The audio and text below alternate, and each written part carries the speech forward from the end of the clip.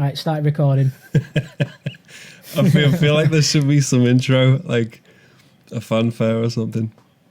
A fanfare. I'll stick a fanfare over the front of our podcast.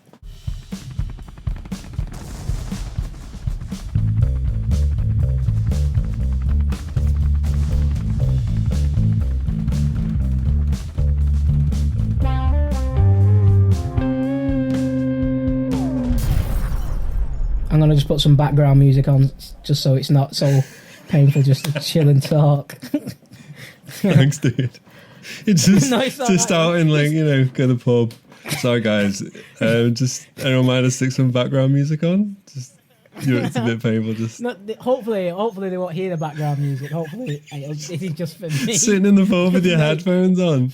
It's all right. No one else can hear it. It's just awkward silence, isn't it? Right, so today's podcast, we're talking about the Man of Steel film, which James has only just seen in August 2014. It's time to watch it.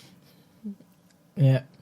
So go on, you start us off. I don't know where we're starting this time. All right. I'm not going to get geeky about this. It's not exactly our style. So I've done like an agenda, which makes me feel like I should be in an office.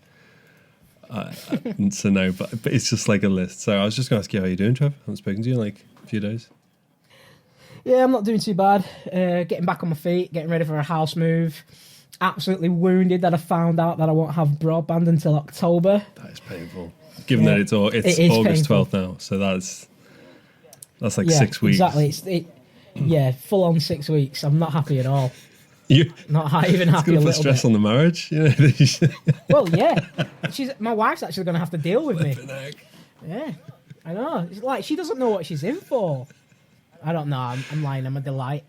Yeah, a delight. I know, but when you're opiated with your internet.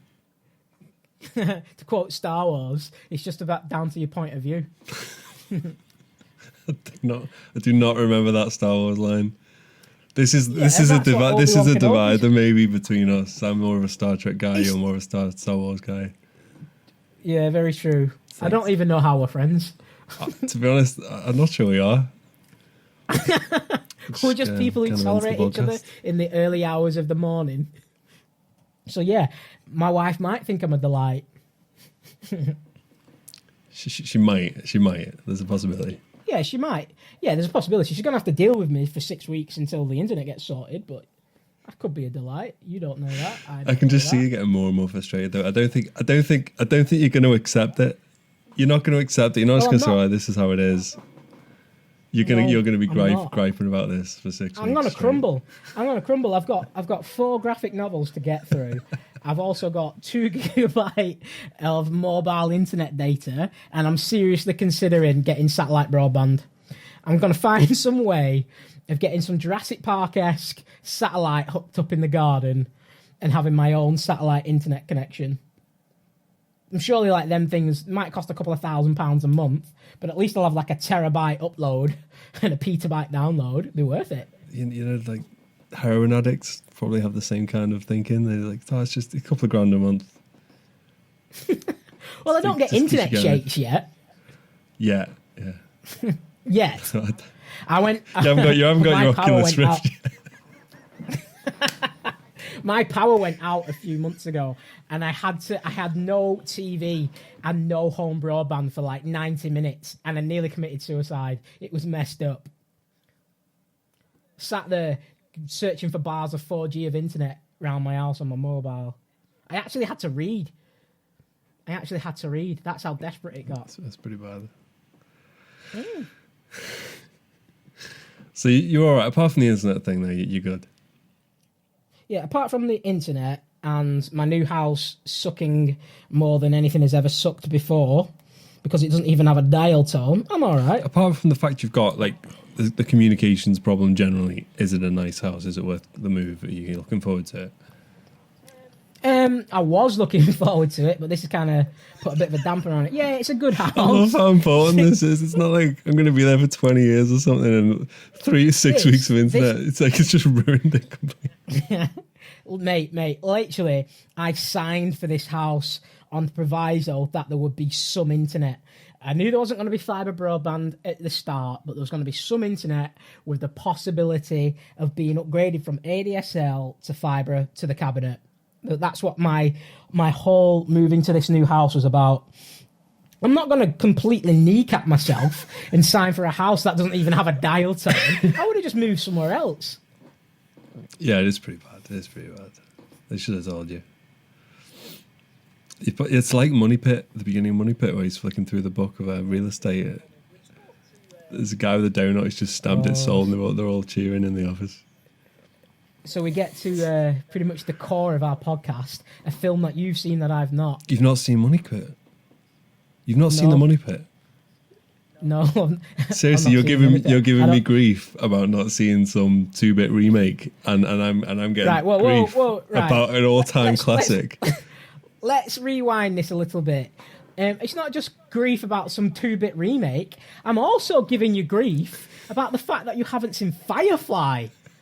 That's like make or break for a friendship right there.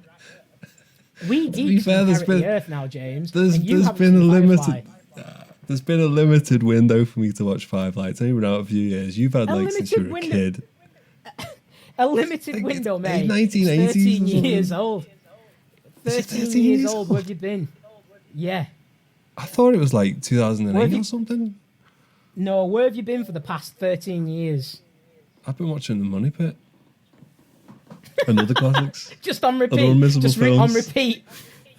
Like it's not far off. When my brother found that film, we watched it on repeat for about a week. I'm not kidding. It was ridiculous. He literally wore the VHS tape down so you could see the colours fade in. It was ridiculous. Which brother is this? Is this mysterious brother number 1, 2, 5, 9, 7 of 8? Which one is? See, no, just dropped a little. This is 3. Go on, which one is it? This is Mark. This is 3. This is Mark? We're classing Mark as 3. Mark is 3 of 5. Being the third one, like that's the nomenclature. That's the system. Right. Okay. Which number are you? 4. Well, I'm not my own brother, am I? So I don't have a number. Well, no, but you're a sibling. If I'm a sibling, I'm sibling number 3 or 4. But 3 or 4, which is it? It makes me feel a bit bored, so I don't like to call myself 3 or 4. It would have been helpful if my mum had given us names, and then we could just use them rather than numbers. Yeah, just designations. It's a bit weird. What's really weird is, like, obviously at the beginning she wouldn't have known she was having 4, so I don't even know what she did at the beginning. Right, this is taking. Yeah, this has gone strange. Okay, so go on, Man of Steel. Then make the case for why Man of Steel is some great film.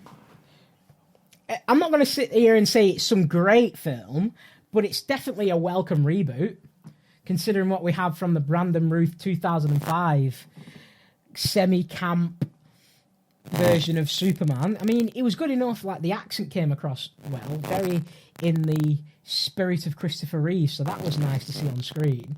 But the film was just boring. It was like 2.5 hours of dialogue. Yeah, it wasn't great. It just didn't have a big film feel to it, that reboot. Superman Returns, this is not Man of Steel. And I was a bit disappointed in Kevin Spacey. I mean, he's one of my favourite actors, but it was like... It was a waste of a role. It was a waste of him, because, I mean, he's up there with Gene Hackman. You know, he's as good an actor. Yeah. He didn't get the writing that Gene Hackman got in the original. Definitely. He could have brought the gravitas of Lex Luthor to that screen. He tried. He did his best. He definitely tried, but again, shoddy writing let him down. But Man of Steel. So where do we start? Henry Cavill, English boy, is the actor. So that's I liked him. I like the actor himself. He suited the role. He looked the part. He was believable. Yeah, I liked him. I had no problem with the casting, generally. Yeah. There were a few things I should have made more notes. I should have made notes while I was watching it. What do you reckon of the guy that played Zod? What do you reckon of the guy who played Zod? Let me get his name up. I don't know. He was good. He was good. I just don't know if he was quite... maybe because I grew up on the original 78 one, where Zod's kind of... Yeah, Michael Shannon, that's his name. cold. That's right.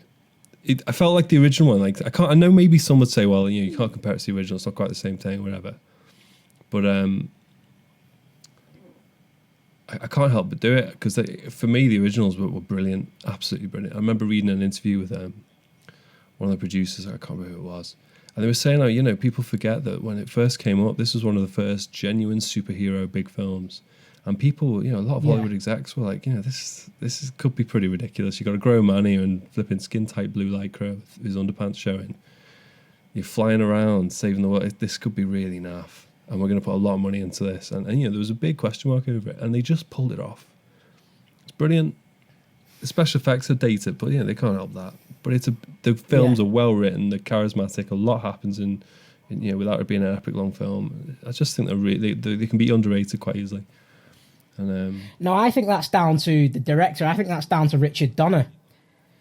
You got to think the Richard Donner Superman 1 and 2. Well, I don't know, because his films stand the test of time. They're still as watchable now as they were back then. But anyway, let's bring it back to Man of Steel. So you got Henry Cavill as Clark Kent, Kal-El. I love the vibe how it started on Krypton with Russell Crowe as Jor-El. That was that was quite engaging. I'm not surprised you like that. It was good. It just felt a little bit to me. It felt a little bit comic booky, which sounds stupid. You're talking about Superman, it's a comic book hero, but it didn't feel quite as serious as I was expecting the film. In what sense? Because didn't it? Just like flying dinosaurs with guys jumping off them and stuff. And I was like, what's this? Yeah, but mate, I don't think you know enough. Yeah, I don't think you know enough of the Superman ethos. That's I can see that. Quite a staple in the Superman lore. Is it? But then, but for me, what added to the whole film is it really highlighted the fact that he's not just a Man of Steel. It highlighted the fact to me that he's alien. Now, that's what's been kind of missing in the other films. Like, the other films have maybe made more of the fact that he's a man with these extraordinary abilities and it's fantastic that there's someone there as a saviour. But the spin that this film put on it is, what would the public reaction be to an actual alien? Yeah. That I think they got that aspect of it down well. So I think the whole starting on Krypton thing really helped. Part of the problem, though, that kind of leads into one of my big problems, though, with Man of Steel, was that they completely eschewed the whole Clark Kent thing. Like, it's caps, in my mind anyway. I didn't grow up on the comic books. I grew up on the films, and the whole Clark Kent, Lois Lane thing / Superman thing, that was kind of the whole dynamic, and there was just nothing of Clark Kent. He didn't exist. I know. It was just felt like Kal-El on Earth feeling a bit of an outcast, and then, I'm Superman now. There was almost no Clark Kent. It was like the last 30 seconds of the film, he decides to join Daily Planet. But don't you think, though, that whole Clark Kent bumbling idiot thing has been played out over so many iterations of the Superman character, of the Clark Kent character, of the Superman film and TV franchises? That has been played on so much, and that's what. And in a way, it's endearing, but this is a reboot. We need to start seeing Superman. That's the point. All the other films that I felt a bit lame, they've concentrated too much on the Clark Kent aspect and not about what we've actually paid our ticket price for. We've paid our ticket price to see Superman use heat vision on a load of bad guys. So in that respect, you got to see that. Yeah, there was minimal Clark. You've got minimal Clark Kent, but you've got more Superman, Clark Kent, and that's what.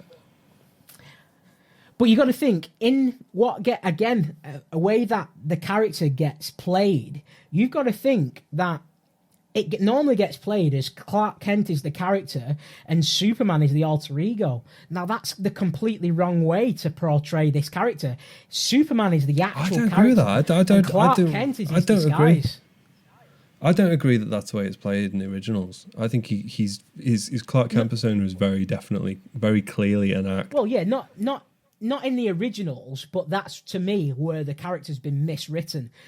The character, for me, is Superman, and Clark Kent is the alter ego. This guy, at every step of his daily life, his normal daily life, is reining himself in. He's constantly showing a superlative degree of control. Now, him to be himself is Superman at full power. Him to be restrained and hidden is Clark Kent. And I think that's nice that they've kind of gone away from the Clark Kent aspect, because that's just a plot device. What the actual character is Kal-El. That's what I feel of it. Yeah.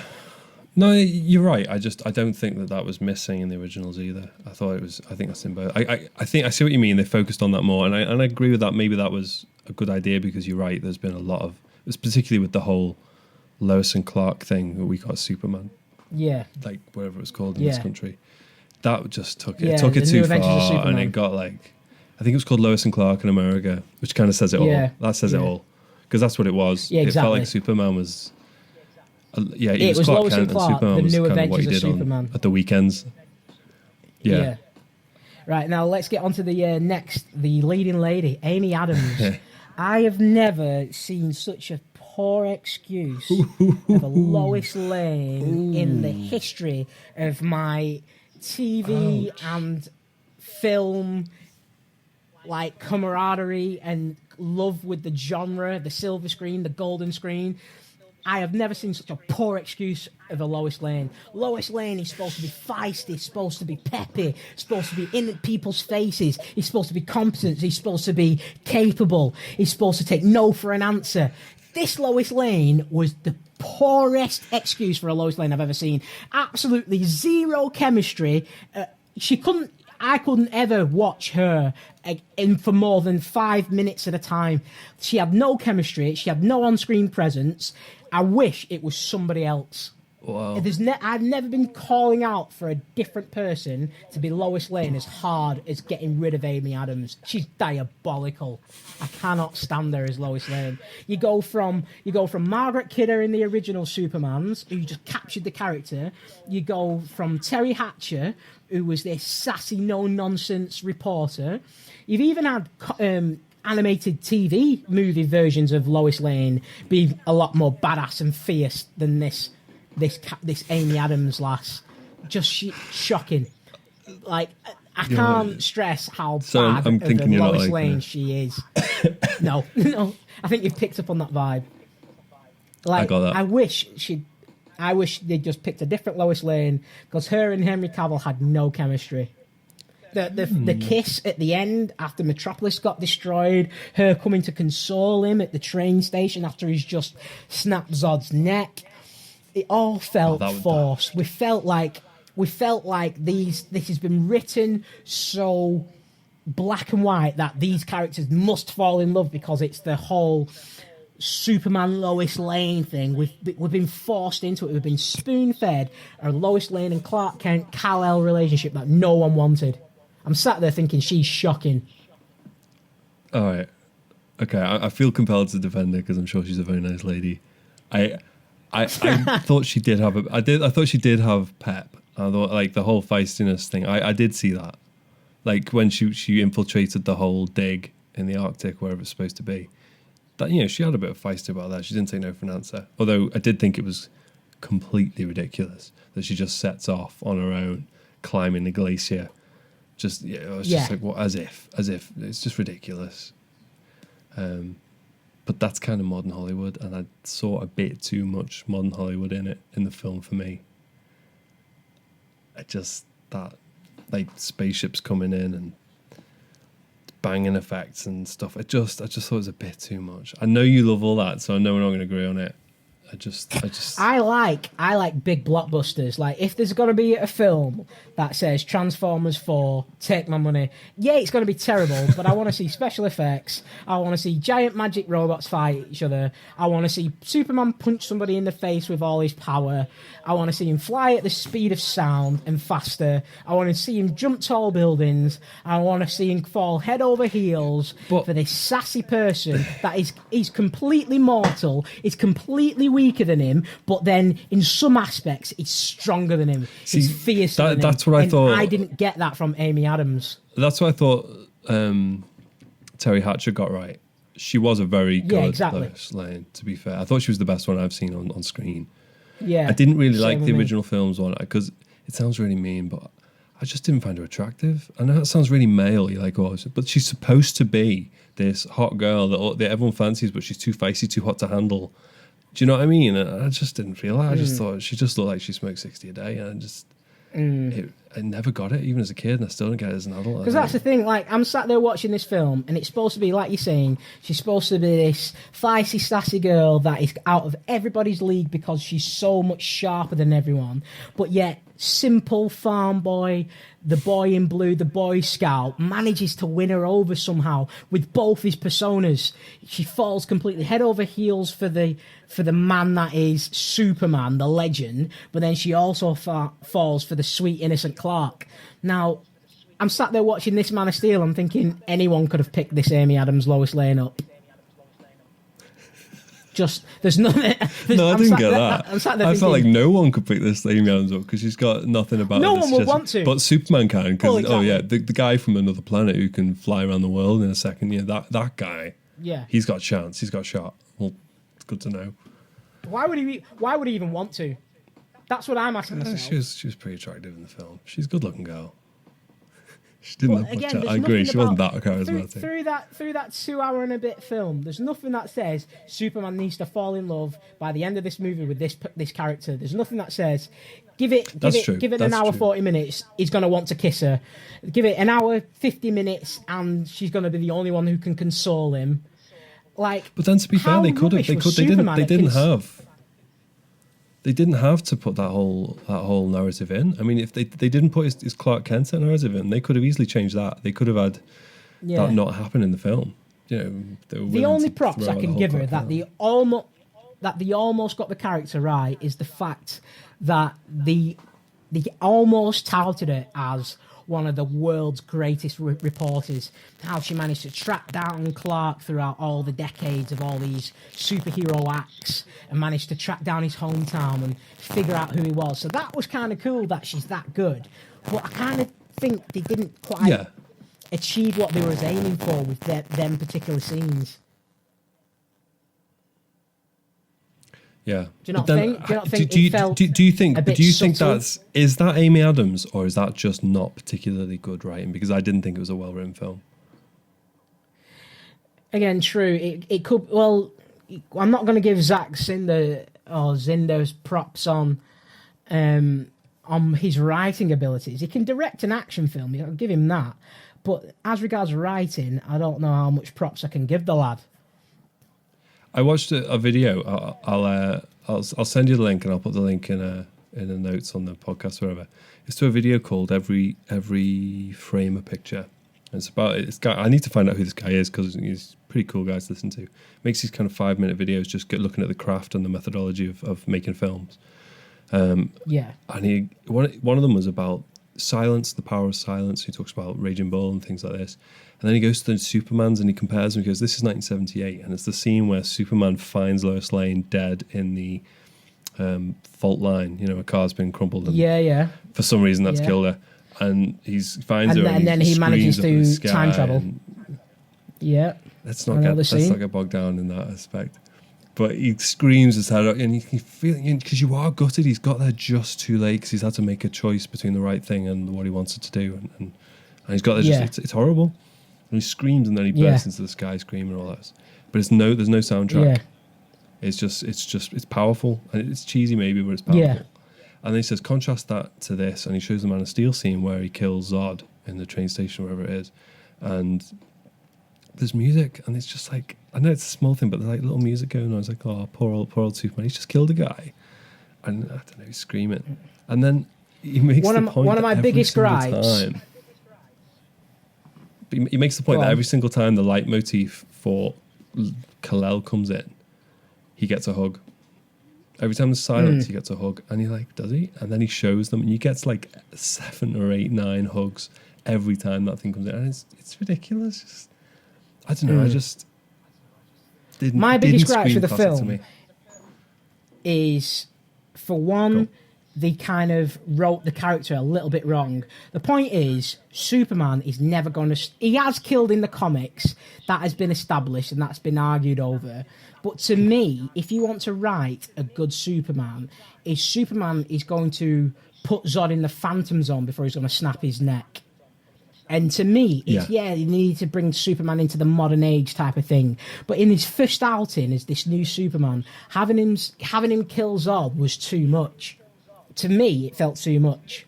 And that's one of my biggest gripes. It felt like they were trying to make it gritty, though, weren't they? They're trying to make it gritty, and it didn't have the writing to back that up for me. But the thing is, Superman's not gritty. He never has been. Mournfulness. Leave that to Batman. Leave the grittiness to Batman. We need Batman doesn't kill.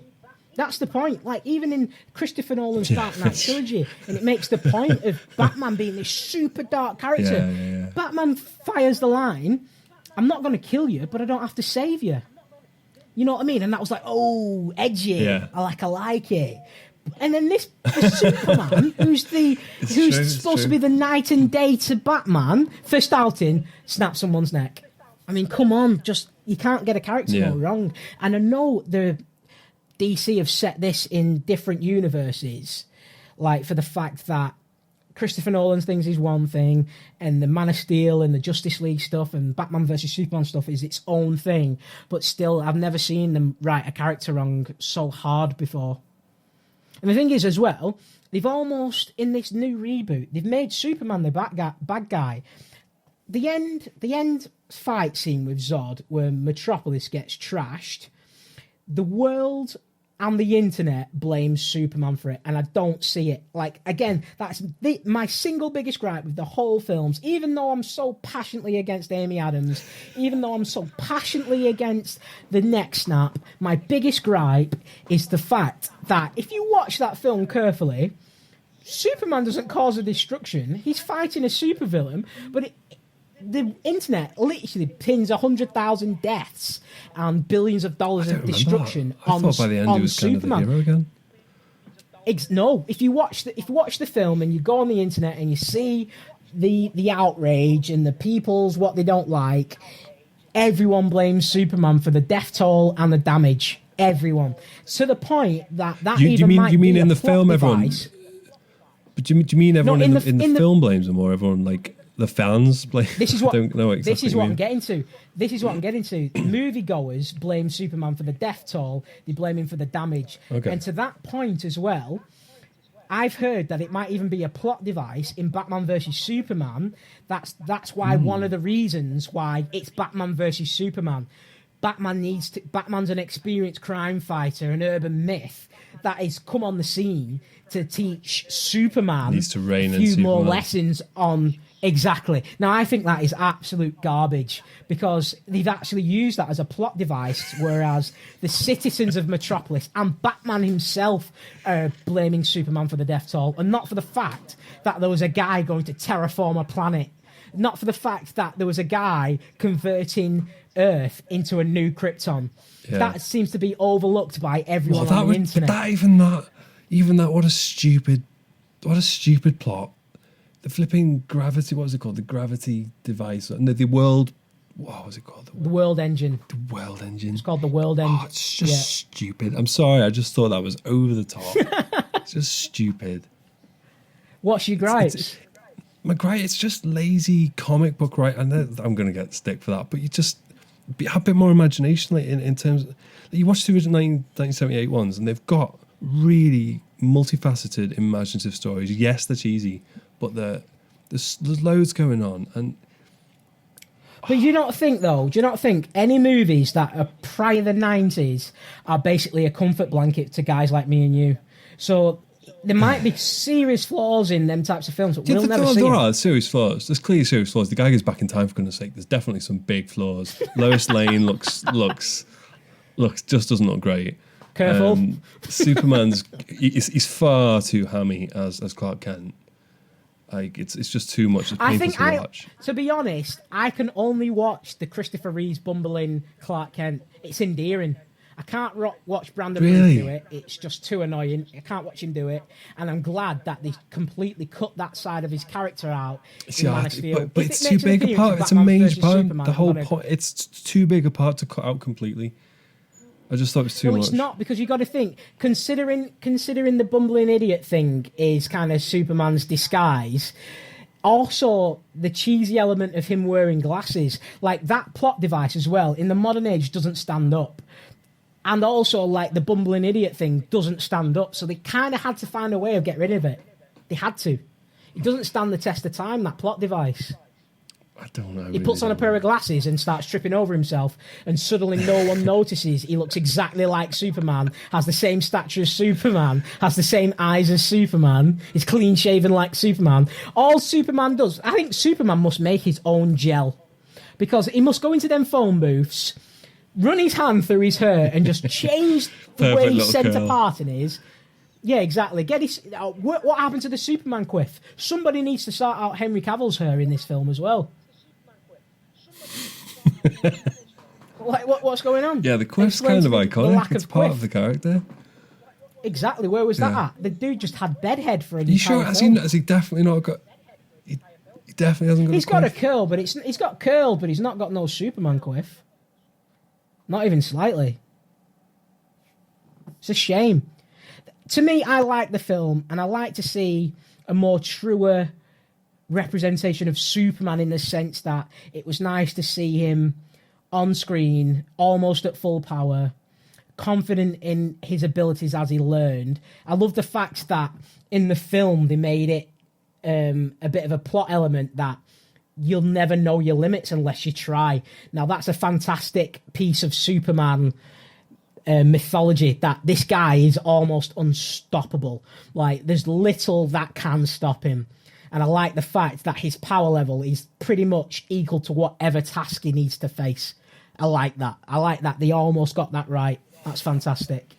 Well, one thing I'll give it praise for is that there was no mention of kryptonite, which is a real bugbear of Superman for me. Like, the fact they didn't rely on kryptonite for the plot, I think was a plus. Yeah. But you know, again, this brings it back to the world engine. Do you not think, for the fact that they made it kryptonite almost made an appearance in the fact that when he was inside Zod's ship, the Kryptonian atmosphere was just incompatible with him. It made him cough blood. Also, when he's going to destroy the world engine, the dust and the debris and the gases that was kicking up was making him cough and sputter. So in a way, that all made sense. That all made sense. But that was all right. I thought that was all right. It wasn't just like Superman can't be hurt, so we need to find some way of getting some kryptonite near him, and it's just like, oh. Yeah. So it was good that they didn't fall back on that. If we're all honest here, in a straight out fight, I'm going to defend Superman to the death when it comes to Batman versus Superman. The biggest superpower in history is popularity. Batman is a more popular hero than Superman. So the fanboys, internet worldwide, are going to say that Batman can beat Superman. But if we're going to be realists here, I know we're talking about comic books, but if we're going to be realists, in a straight out fight, Superman is going to annihilate Batman within a nanosecond. It's not even an arguable thing. But the only way for this to go toe-to-toe in Batman versus Superman is to bring kryptonite into it somehow. I think it's a bit of a rip-off that it's based on the Dark Knight Returns anime and graphic novel, where they make it so that Batman beats Superman with the aid of a strike team. It might not be a straight fight. That's a bit basic, isn't it? Well, knowing from reading the graphic novel, it could be versus, like, it could be.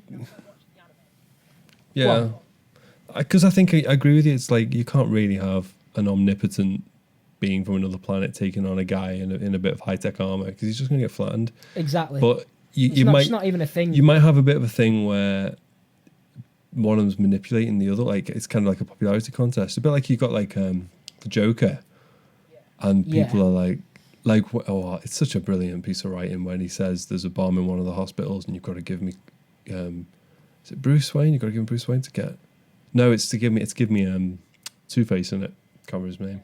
Yeah, and it's just like immediately he's set everyone against each other, and it's like, and it's not going to matter whether he can't just find the Joker and kill him, because he set something in motion and you've got to defeat it. And maybe it's not just a straight fight between two men. Maybe it'd be two ethoses. Maybe everybody hates Superman and everyone loves Batman, and Superman can't just go flatten Batman, because then that's going to hurt him. The thing is, at some point in the Batman versus Superman film, they're going to have to tussle. There's going to have to be. This is the first time in cinema history that them two characters are going to even share the same poster space for a film. Never mind an actual on-screen thing where they're going to have to fight. The fans demand it. There's going to have to be some type of conflab between the two. And it's going to have to get physical just to appease fans. And to appease fans again, Batman's going to have to come out on top. But it just doesn't fly with me. It just doesn't fly. I think Batman will come on top. It just doesn't fly with me at all. Morally, do you know what I mean? But since when has Batman been the moral authority on anything? Yeah, That's not the point of them two characters. Superman's the moral authority. He's the Boy Scout. Yeah.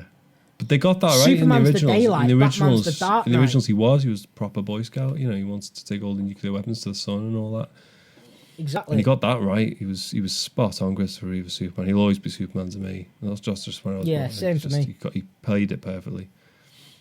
And I admired him for it as well. For the time, he played it perfectly. I mean, when he got the role, he was just a skinny guy. You see a picture of him. When you think of Christopher Reeves, you can't think of him as not Superman.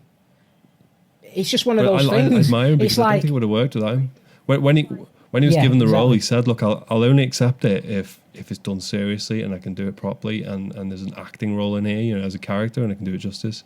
He went to the gym. He got himself that big. That's his real shape in the film, and he took it seriously, and he gave it. You know, he made.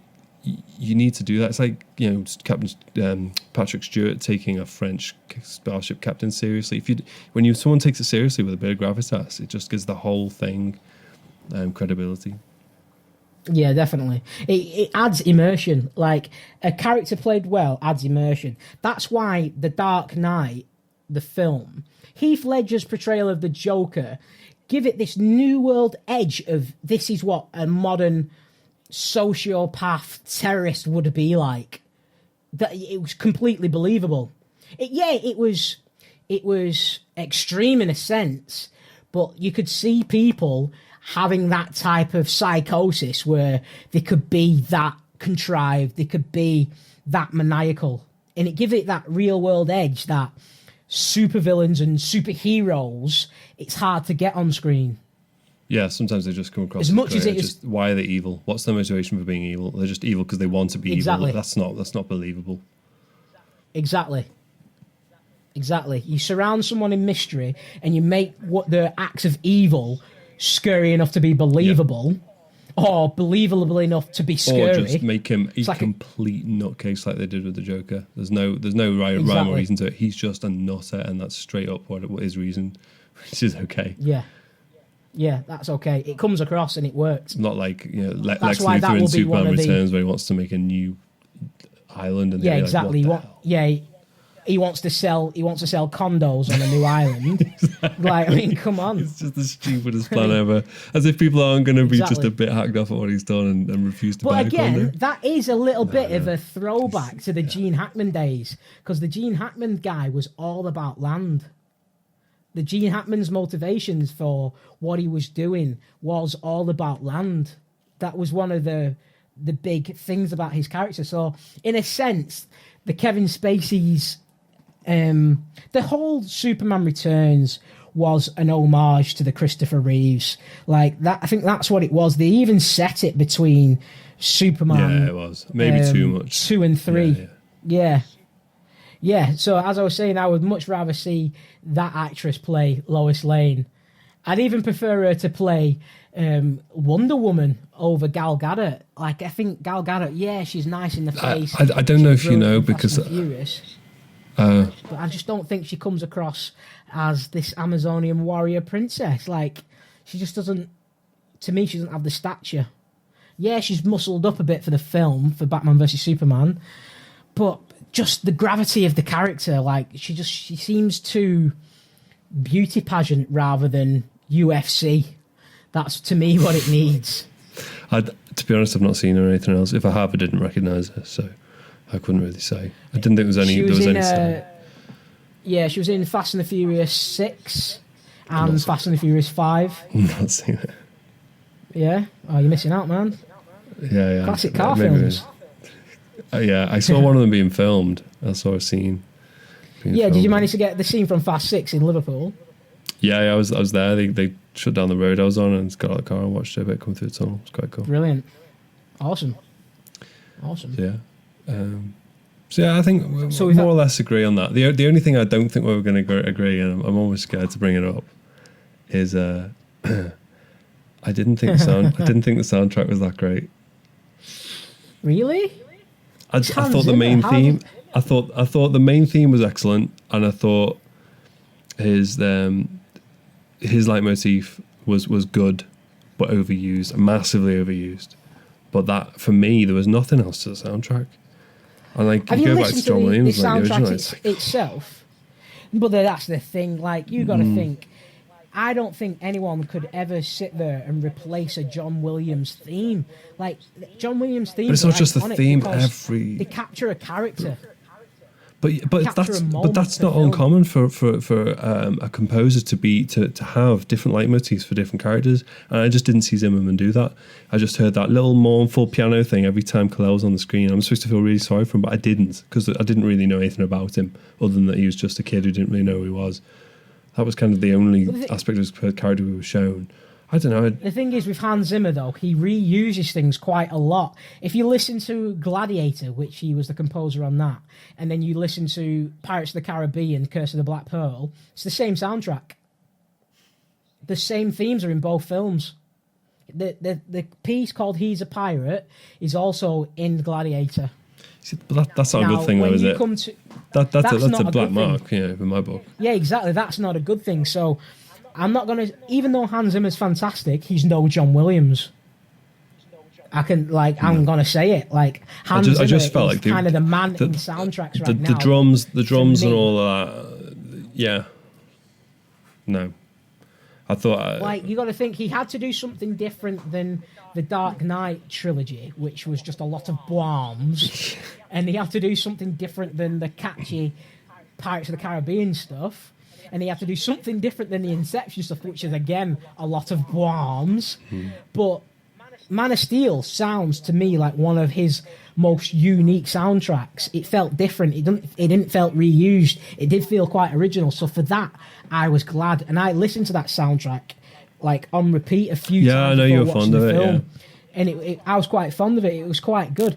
I mean, again, you sit there and you watch a Superman film and you're thinking, how on earth can they not have the John Williams Superman theme? Like, isn't it like a crime against a Superman film to not have that motif?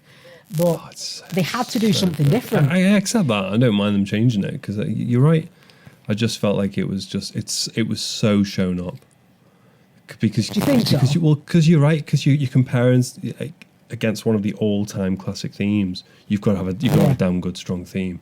There's five classic themes: the Indiana Jones theme, the Star Wars theme, the Back to the Future theme, and the Superman theme, and the Star Trek Next Generation theme. I know that's not John Williams, but the other four are. Yeah. But they're the five classic themes that are so indistinguishable. It's hard to have any franchise that doesn't use them classic motifs and not feel like whatever comes new is doing it a disservice. You say that, though, if you watch the Star Trek films, they've all got different soundtracks.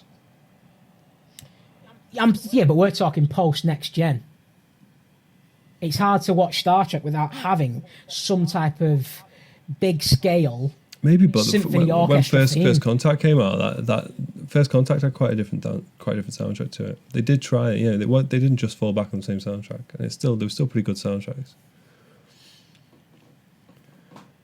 But I think when you juxtapose something like that, it's going to show you up. I just thought it was great. I liked the original theme. I didn't think it was great, but I thought it was good. And I liked his little mournful piano bit, but I thought it was like a few notes, and it was used 1,000 times through the film. Yeah. Every time he was on the film, that little doom doom doom. I was like, give us something else, give us something different, or just don't have anything. Don't be frightened of having no music. It's fine not to have music. You don't have to fill everything with music. And there was no love theme. There was no Lois Lane theme. There was no Lex Luthor theme. Dun, dun, dun, dun. All that stuff just made the original. It's just nothing of that. Yeah, I listened to like some of the John Williams original soundtracks for each of the Star Wars movie. Every character has its own theme, so that when if you listen to that soundtrack without watching the film, you know which character is running through your mind because of the theme so unique, so tied to a character. And that's traditional stuff. Because John Williams came out of that kind of traditional, kind of almost Viennese opera kind of history to it. You go back to the old operas, and they each character would have a theme, and he took that carried through when the original guys came over from that part of the world into California and started soundtracks, if you like, in Hollywood films with King Kong, and John Williams took that and resurrected it with the Star Wars theme, and kind of never looked back, and it works. It's worked for hundreds of years. I think these days there's a little bit too much. Let's try and be cool. Let's try and be stylish. And sometimes music doesn't have to be about music. If you've got a great sound, if you've got a great melody, you've got a great melody. Like Hans Zimmer at the moment is the hot ticket. He is the hot ticket when it comes to a film because his music does bring something different. It's not a case of every character gets a unique theme, but I think the film itself gets a theme. It's not so much a character-based soundtrack, it's a film-based soundtrack. So you listen to it and you think, that's Man of Steel, that's Batman, that's Pirates, that's Gladiator, that's Inception. There's enough uniqueness there, in a sense, to feel like that's that film, but there's not enough uniqueness there to go, that's that film and that's that character with Hans Zimmer. Yeah, and maybe that works on something like Inception, where it's not really about about characters. It's about the weirdness. It's about the fact that we're in a dream within a dream, and you're like, where the hell am I? And I don't know who I am. And it does, because that's the thing. In that film, you could replace any character with another character, give him a different story arc, and that film would still work. Yeah, probably. You cannot replace Superman in a Superman film, so he needs a theme. And it's the same when it comes to, like, you play the He's a Pirate tune. Instantly you're thinking Orlando Bloom, you're thinking Captain Jack Sparrow, you're thinking Keira Knightley, you're thinking Johnny Depp. That's what's running through your head when you hear that theme. Yeah. And you just don't really get that from the Man of Steel soundtrack. You get it as in a more complete sense, that you get, oh, that's Man of Steel, but you don't get that's Kal-El. I don't feel. No. You don't get that's Lois Lane. You don't get that's Zod. You don't get. And it's a shame because that, to me, that's the beauty of the soundtrack. Even the bit where he goes and finds his ice palace, whatever it's called, and the Fortress of Solitude. It's just stupidly good music. Go on. It's ridiculously good. But maybe it's not fair. Maybe it's pretty good. Maybe it's unfair to compare it to such a ridiculously good soundtrack. Maybe that's a fair point. I just felt like one put the other. It didn't stack up to the original. But maybe that's not fair, like I say. So that's basically what I felt. I didn't really like the fact that they got rid of Clark Kent altogether. I didn't mind them reducing it, but it was just altogether. I didn't really like the fact that just like spaceships everywhere and stuff landing and all that. It just felt a bit, I don't know, a bit over the top. But also, this is a pet peeve of mine with all films, all like new films coming out, and this kind of was a bad example of it. Maybe is I really don't like CG. I think it's got its place. I think it can augment and let you do stuff you couldn't do otherwise. But when you've got a situation where you've got heroes throwing each other about and throwing each other through walls and stuff, it's all CG, and you can see it's CG, and it just feels hollow. I feel like I'm watching an FMV from a computer game, and that spoils it for me a bit. Whereas when you watch the original, where they didn't have any of that stuff, it's so much more imaginative what they've got to do in the fight scenes, because it's got to be done with practical effects, and it makes them think about stuff. There's a bit where Zod starts blowing the cars, and they all join in, and he's like, the people, something with the people, and just way more goes into the actual fight scenes where they're actually entertaining. There's like 20 minutes of proper entertaining fight scene, and I found. But them practical effects were the special effects of the time. Yeah, but they were. That's true, but. I've no problem with special effects. Everyone loves a good special effect, but when it's just done on a computer and it doesn't exist, there's no boundaries, and when there's no limitations to what you can do, people stop using their imagination, and you just start getting mad maniacal action for the sake of it, and like jumping on an F-16 or whatever it was, F-22's cockpit and blown it off. And you're like, oh. But to me, that's needed because of how slow Superman Returns was. It needed to go a little bit the other way just to balance out what happened in 2005. I'm not sure because I don't think that was such a successful film. I think Man of Steel was a lot more anticipation for Man of Steel because of who was making it and because of Batman Return, the whole Batman success. I think there was a lot of anticipation for Man of Steel. I don't think it needed to compensate for Batman Returns. Superman Returns. I think it did. To me, I went into Superman that thinking Returns. it's got to be better than Superman Returns. It has to be. It has to have more action than Superman Returns. They're not even calling it Superman. They're calling it Man of Steel. That's one of his nom de guerres. That's one of his nicknames. That's one of his alter way of calling Superman. He's going to have to go into this one and be an absolute monster. Man they of got Steel, it all that right. That was all spot on. There's no problem with any of that. What did you make of Kevin Costner? I thought Kevin Costner was brilliant as Jonathan Kent. I watched Smallville religiously. I've watched Lois and Clark: The New Adventures of Superman. I've watched that religiously. But I think having Kevin Costner and Russell Crowe as the male influences on Henry Cavill's Clark Kent Superman was fantastic. I think it's fantastic.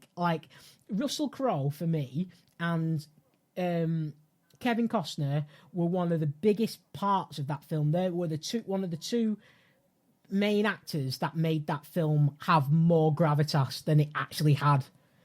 Because I think Jonathan Kent's portrayal, Kevin Costner's portrayal of Jonathan Kent, how he's trying to guide Clark in a sense of what man do you want to be? Like you're gonna change things. You don't even know how important you are.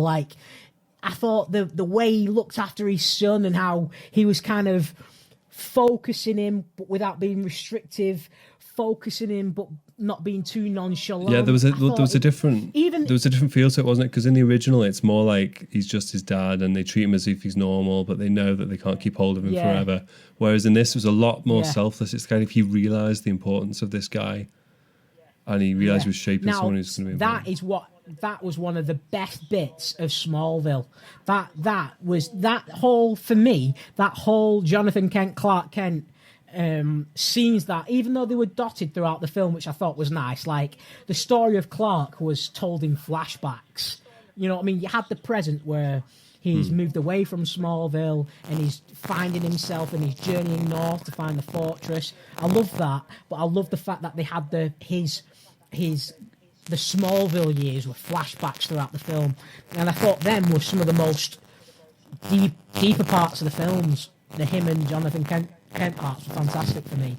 And for me, that seems to be a more modern thing as well. I mean, in the original, it's just a straightforward narrative. Yeah, a point-to-point narrative rather than this version where it keeps you back in the present, back in the future. Not the future, back in the past, back in the present. I like that. That was nice.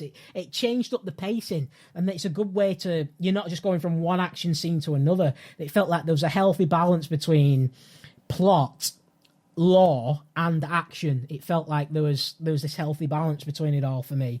It didn't feel like... For me, there was enough action. I think the ending was a bit over the top, but it felt like there was enough action that you felt like... I've seen Superman be a badass on screen, so that's nice. But it felt like there was enough of backstory as well. So you felt like we don't need to full on start at the beginning in Smallville in a sense, and to a whole film with Clark leaving Smallville. It's just told in flashbacks. I thought that was quite good. But that's the thing, for me, the whole flashback scenes just reminded me of the first 5 seasons of Smallville, because basically that's how it goes down in Smallville. The guy who was one of the Dukes of Hazzard is the dad. He plays Jonathan Kent, and he almost is the same character that Kevin Costner played. They almost portray it the same way. So that's pretty good. I didn't see much of it, to be honest. It felt like it was just going on forever. I don't know. Maybe I should give it a go, but it just seems to go on forever. It did go on forever, but at the time, it was nice to have some Superman on TV. I also kind of felt, maybe it's just like me being a sop, but I knew he wasn't going to end up with any of the girls in it. And it's like, we all know he ends up with Lois. So it just made it all seem a bit silly. Like he's all this endless stream of gorgeous girls after him. And he's not, none of you got a chance because he ends up with Lois. So until Lois turns up on screen, you're just a waste of my time. But the thing is, though, it's this whole... The person you are is shaped by the journeys you've travelled. So, in a sense... him gathering this experience and the life experience and how he learns how to love and how he learns how to be delicate and how he learns how to be gentle and learns how to be a gentleman. You need all that, else he's never going to be able to handle Lois Lane. I love how much thought you put into this. Like, I can tell this isn't the first time you thought that. Oh, this is Superman, isn't it? This is my jam. This is my thing. All right, so we'll move on from Superman. We seem more or less on the same page, I think, about it. Yeah, I like Zimmerman. I like the fact that it's nice to have Superman on screen, a little bit truer to form, a lot more powerful, a lot more self-confident in his abilities. It's nice to have him actually use his abilities properly on screen. We didn't really get any, like, freeze breath or anything like that.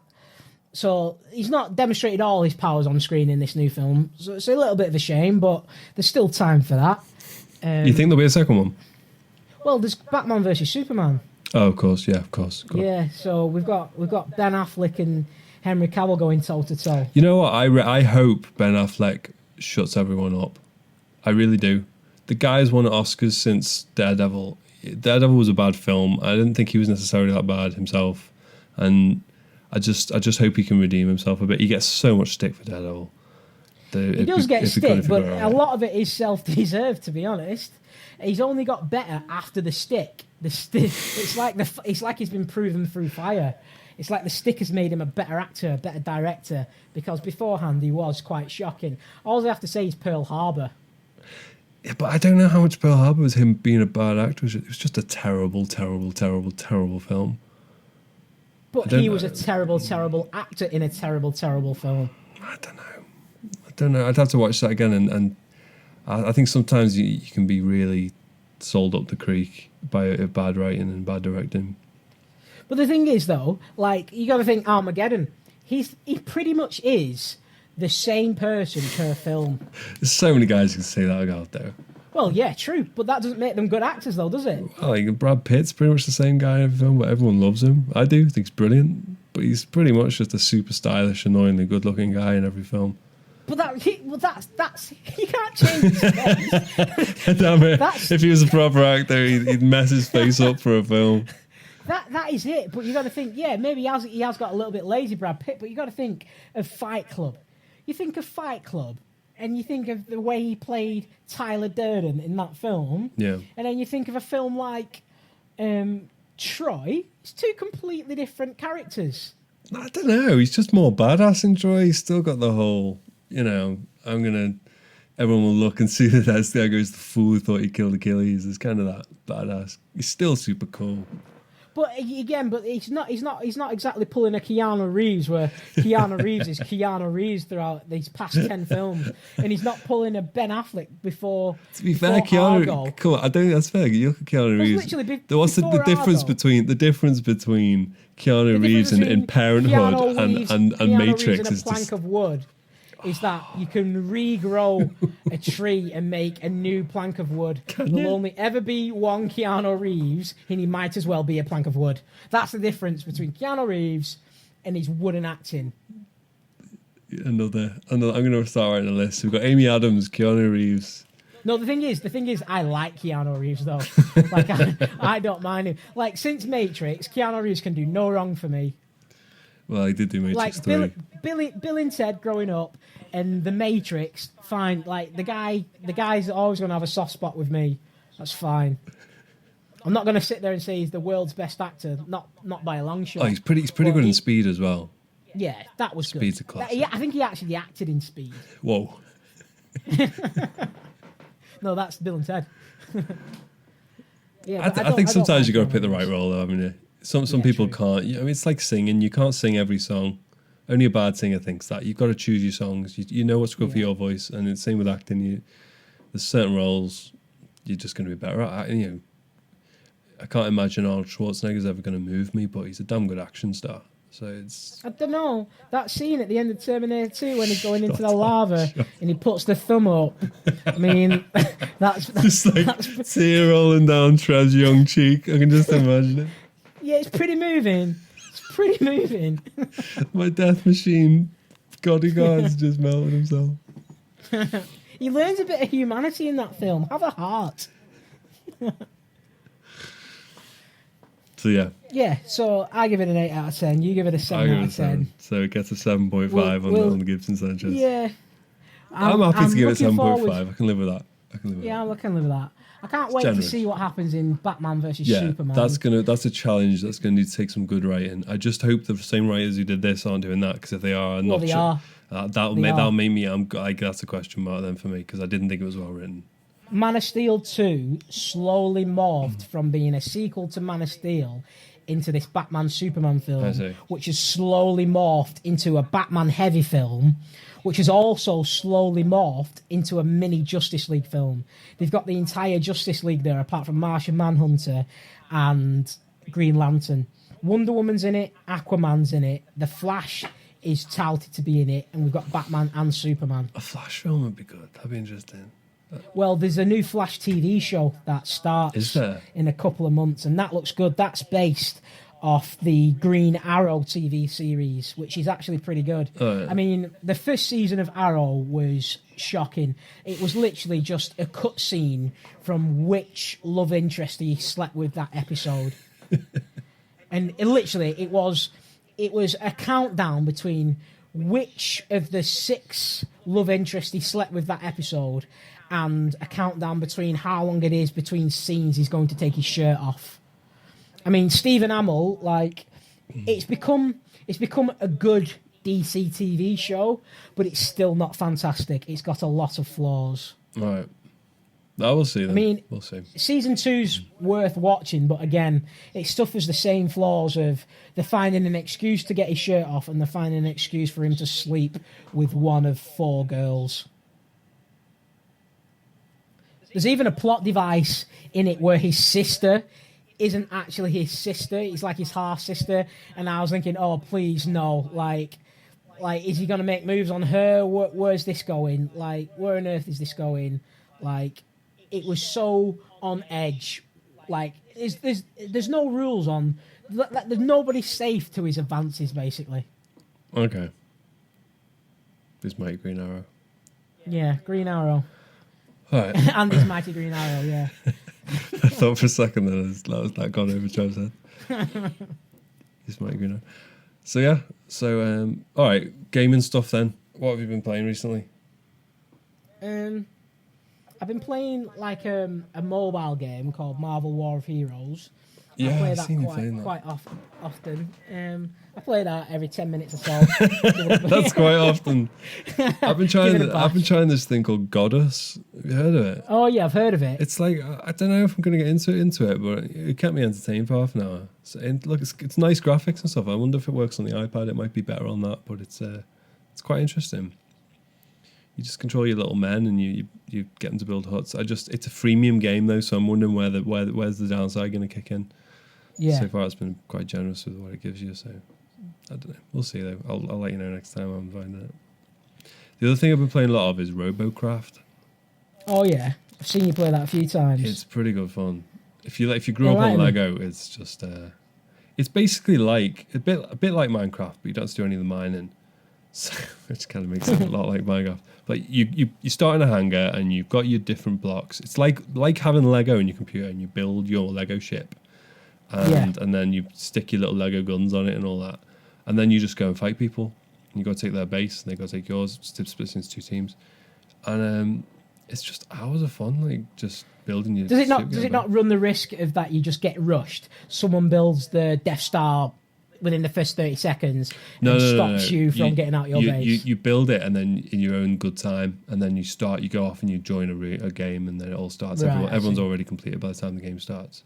Right, I see. But the only downside is it gets a bit repetitive in terms of the battles, because at the moment you've only got this kind of quite basic, we start here, you start there, and then we basically swap places and try and capture each other's bases, and you have a bit of a fight in the middle. But it's still fun building your robot, because you can build flying robots, you can build stuff with wheels on, you can build hover ones, and you've got to balance it out. You can mess them up if you build something that's not, you've not got the hover plates or whatever they are in the right place.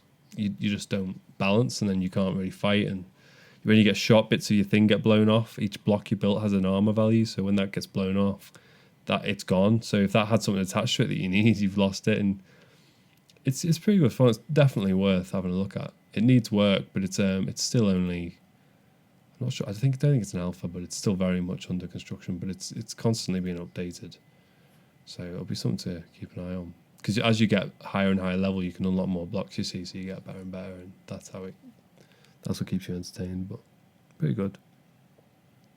Awesome. Like, one of the games I've picked up again is a bit of a classic. I've been playing Faster Than Light again, FTL. Oh, best game. What a game. It's ridiculous. I mean, we could probably do a whole episode just talking about FTL. Easy. And we've already decided, aren't we? We're going to do some videos on it, and yeah, we'll get some gameplay videos. Have a bit. We're going to have like a marathon, aren't we? And see who can last longest, and then yeah, it should be interesting. That I'm looking forward to that. Yeah, I just know my luck, though. I'll be the guy who just lasts about 5 sectors for some random bad game, and yeah, that'll be that. I think we need to change our phrasing on this one. What do you mean? I don't think we should be using the word "how long we last." Maybe for your sake, we shouldn't. No. I'm sat here struggling to like not burst out laughing. This is a PG podcast, Trev. Yeah. Oh, I'm sorry. Right, well, this will have to edit it. Let's talk about FTL. It's one of the games I've been digging out a lot. It's one of them classic games. Seeing how many sectors you can survive. Mm-hmm. That's pretty cool. How far? Yeah. We're gonna get some gameplay up soon, aren't we? Yeah, I'm not editing that out. Nice try, but that's staying in. Damn it. What are we gonna do with, like? Are we going to start with the same ship, or can we have any ship we like? Or is it going to have to be fair rules, or do we not care? I think we're going to have some type of structure, just so that it's fair. It's down to player rather than circumstance. If we'll start off with the bog standard ship then and see how far we get. Yeah, definitely. Have you got the cruiser, the Federation cruiser? I'm not too sure. I've only got my favourite one. Ships. I love that one because if you can survive long enough for your super gun to charge, you've always got a chance. Oh yeah, I think I've got that one. Like, I've been trying to work on the achievements to unlock some of the other ships, and it's just nigh on impossible. Some of them are There's one that I'm trying is like get to Sector 5 without firing weapons, and I've even tried cheating it where have you tried just supercharging your engine up and just having an engineer in there and just running away every single time? I've not tried that yet. I've tried running away every single time. Because once your engine's charged up, it's a few seconds and you can jump. Right. So that might, I've tried. I'll give that method a go. Here we go. Top tips. The runaway method. You might have a chance. Yeah. It's not a top tip. I don't know if it works or not. I've not tried it, but. All right. It's just a great game. Mark doesn't get it. He thinks it's good, but he's like, it's all right. Like, he doesn't. It's the most addictive game I've ever I don't played. get it. He's just immune to it. It's addiction. But yeah, it's brilliant. So I'm looking forward to that. That'll be interesting. There we go. We've got some Splinter Cell covert espionage gameplay to go up soon as well. We've got a bit frighteningly good at that, haven't we? Though, so we're got a bit too good. We're so doing we're going to perfectionist and doing them in 30 seconds. It's ridiculous. We're going to be taking it to the skies as well in Ace Combat. Yeah. We're going to be doing some dimensional work in Portal. We've got so many Portal levels to get through. Well, we've done it, haven't we? We're doing all the community-based ones, which are pretty good, actually. Community games now. So, yeah. Yeah, I enjoyed Portal a lot more than we should because it's one of those that gets you thinking. Yeah, it's a totally unique game. There's no violence in it. There's no blood and gore. It's just a completely unique game. It's all about using your nous, and which is rare. You don't get thinking games really. They don't sell games. You get Black Ops 9000 extra bullet edition, which are often dumbed down to just basic 6-second action over and over and over again. I once saw a video with a guy who was making Halo 3. And the guy said, basically, it's the same 6 seconds of action, just again and again and again. We've got to make that 6 seconds. And it's like, I want to slap you. You're the guy I don't like. Yeah. The other guys wrecked Halo for me, and it makes took Ghost Recon from being one of the most amazing games to being this just bog standard run-of-the-mill shooter. I mean, it's good, but it's just like all the others. But back in the day, you used to lie on the ground and you might fire 3 shots in the whole game, and it was super tactical, and you took your time, and it was brilliant. I used to love that game. But I think what's going on now in games is that side of things is gone, because it's all about DLC, it's all about map packs, it's all about team deathmatch, which is one of the most played out game types. There needs to be a new there needs to be a new multiplayer staple, and you got to think games like Battlefield, with Battlefield Hardline, and with Rainbow Six, the new one where it's SWAT Team Rescue. Yeah, they've tried to change it up, but it just falls prey to just being another team deathmatch. Yeah. They tried to make it tactical. They've tried to make it objective. Well, I think one of the big just doesn't quite work. One of the big things I think makes a game infinitely better, in my opinion, when they decide to implement it, is permadeath. When you've got 5 guys on a team, 5 guys on another team, and when one of them's dead, he's out the round. It makes everybody work together better. It makes everybody stop doing stupid things. You don't get people just chucking grenades randomly into the air. So everybody just plays it with a bit more intelligence. Yeah. It makes the world a difference. People don't want to be sitting around watching their mates play. They want to be in the game, so they're more careful. They take cover, and they consider their moves more. And they might see somebody and not take a shot because they don't want to reveal their location. It's just altogether more cerebral. Yeah, definitely. And I think that's what's missing. That's why games like as we were saying, games like Portal, they're a breath of fresh air when it comes to another multiplayer experience. But to be honest, though, if we're going almost back to the classic team deathmatch types of games, I recently played the Destiny beta on PS4. Now that was a lot of fun. We got about 4 or 5 of us on there sometimes, doing the campaign. And that was pretty fun. It gave a new spin. It was almost like a balance between it being an MMO and an MMORPG and a first-person shooter. It had this nice balance to it. It felt familiar, but it felt new at the same time. They managed to get some there is the full-on Halo team deathmatch part of it, but they've almost made it separate where that isn't the entire multiplayer experience. So if you want to go on there and have quite a lot of immersion, you can do that with you upgrade your characters, you upgrade your inventory, you upgrade your ships. They've got all that side of it, so it doesn't just feel like the only online experience you're ever going to get is doing a very linear campaign and a very linear multiplayer. The campaign is quite MMO, where random events happen and whoever's on the server can rush to the event and all help each other out. And it's we're looking at what's it called? I can never remember the name. The District, is it? What's it called? The Division. The Division. That looks like it might possibly break a mold a bit. Just being able to wander around the town and maybe find some action rather than it just being just constantly going choose a map and then just go and do the same thing you've done 100 times. Yeah, random battles will be a lot more. Yeah. A lot more entertaining than just sat there in a lobby waiting to choose a map, waiting to choose a loadout, and then as you said, having a 6-second lifespan. I just can't stand that. I can't stand chaos. It just feels like I want to feel like if I'm really good at the game and I get really good at it and I'm running around, I'm not going to die at that level because I'm a badass. I'm going to be good.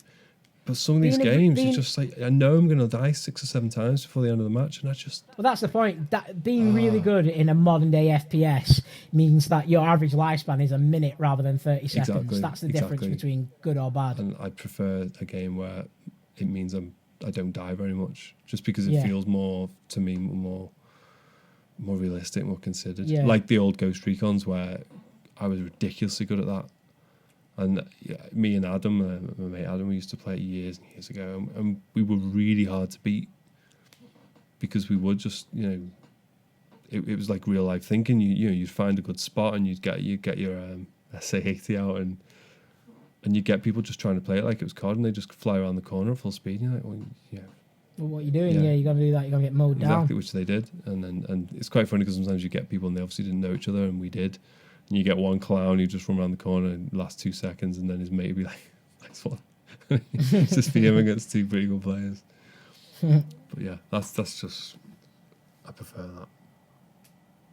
It's hard though, isn't it? I guess just a straightforward shooter. Keeping it interesting is, it's not the. I think I got bored with first person shooters. Like the last first person shooter that I thought I was going to get into properly was Halo 4. I bought Halo 4. Me and Jay Thompson, we got it on midnight release. We did the whole campaign in co-op in 7 hours. We played one game of multiplayer and then we sold it the next day. Wow. Because it was just so been there, done that 1,000 times. Exactly. All we wanted to do was just keep up with the story. Like that's all we wanted to do. Yeah. We just wanted to keep up with the story of Halo. Like, but the actually enjoying playing Halo for its multiplayer and its replayability died a death years ago. I mean, I bought Halo 4 secondhand, like one of these sex shops. That's with a C. And CX. Yeah. And, where on earth are you buying that? it's a sideline they do. You can't afford the main thing. You just buy a little t-shirt. Careful. And PG. And I basically think I got through like half a level. It's just like this is just like every other Halo. There's nothing different about it. I'm gonna go around this corner. Yeah, there'll be 4 grunts or whatever. There'll be whatever the bigger ones are called. Yeah, the brutes. There'll be a brute. Every so often there'll be one of the super brute guys you've got to get behind. And it's just it's so fun. A hunter. Hunter, that's it. Yeah. I played it in ages. It just felt for me. Like I did like the firefight mode because firefight on Halo different. ODST was fantastic. That was one of the more enjoyable Halos for the fact that the campaign was told you had one central map and missions were like offshoots on secret parts of the map where you go into like a flashback mode and you'd find out what happened there a few hours earlier. And that was fun. That came back though. Wasn't that in Halo 4 as well? I've got a feeling that they brought back firefight. No, Halo 4 was linear. You went from like level to level almost. No, I mean in terms of firefight. I think it had the firefight back in it, didn't it? Multiplayer mode? I can't remember firefight in Halo 4. As I said, I played it for 9 hours and then got rid of it. I hope it does. It's the only reason I bought it, to be honest. It was definitely in Halo ODST, and I think it might have been in Reach. But I can't remember. I don't remember doing much with... Halo 4 had a thing called Spartan Ops, I think. Yeah, sounds about right. And that was fun for a moment. Oh, that might have been even Reach. Who knows? I don't know. But yeah, so many of them. The Halo franchise for me. They said they were going to stop after 3, and they just blatantly haven't. Just like they didn't with. Well, Bungie stopped after 3. Bungie, the developer of the first 3 Halos, they stopped, and then Microsoft Studios bought the rights to it. And Microsoft Studios realised that Halo is their cash cow and is the only reason people buy an Xbox. Yeah. Between Halo and Forza, there's nothing that an Xbox has got going for it. I've never been able to get into Forza. I've been sucked into getting 3 of them, and I just don't find it exciting. They are good driving sims. Yeah, it is, but it's not like Xbox. It's the Xbox version of Gran Turismo. I don't feel like it is. I don't feel Gran Turismo is so much more fun. But Gran Turismo died a death after number 3. I've not played past 3 because I didn't have a PS3. But I used to play Gran Turismo for hours. Loved it. We all did. Yeah, never got into Forza that much. Maybe I'm just a bit older. I don't know. But it just felt like they say it's a simulator, but I'm not being funny. It doesn't feel like I'm driving. I get a very different feeling driving my Punto than I do driving a bog standard car in that game. It doesn't feel that realistic to me. Maybe I'm too hard to please, but I didn't get that aspect of it. I got good at it. Like I'm good at racing games. I just didn't really get excited about it. Not like I loved Grid, which probably wasn't as realistic by any means. It was arcadey, but it was super fun. That was a lot of fun. I've not really got the last car game I got really into was Need for Speed Rivals on the PS4. Now that was a lot of fun. It had the just over the top sense of speed and a load of really, really highly detailed supercars. So it felt fun. It was a lot of fun to do. A lot of fun. Over the top.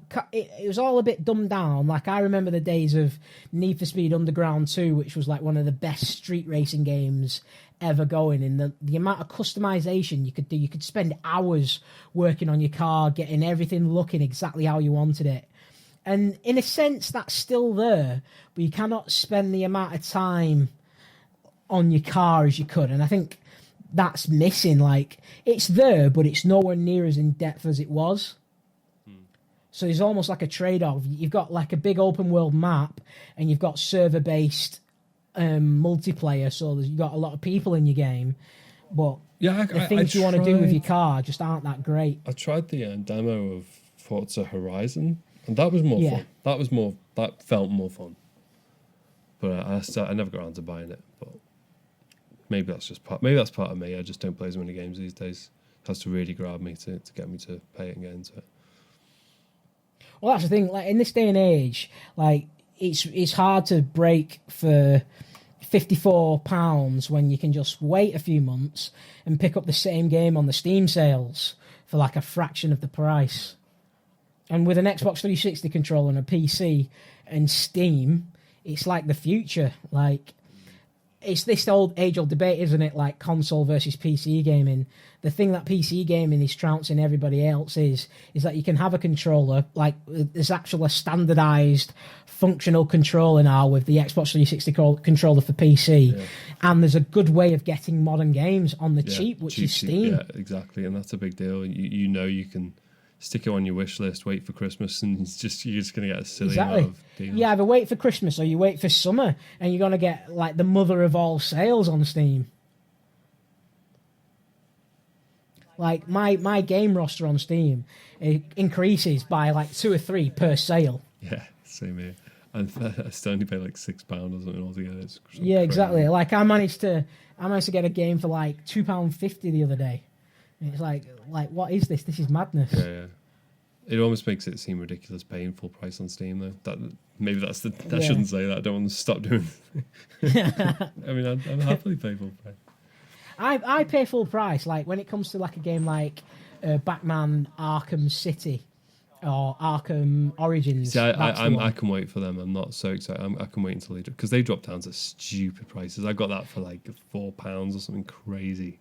Yeah, I can wait a few months. I was desperate to play the next one, though, because of how good the combat mechanic is in the Arkham series. Yeah. So it's like I had to play the next one. On PC, I've got a pretty good gaming PC, so graphics are pretty much always going to be better than console for me on my PC. Yeah, mine's not quite. Yours isn't too fantastic, is it? Your setup at the moment. It's just getting old. It's getting old. Hopefully, it won't be for much longer, but just. We'll see. See what business comes in. Yeah.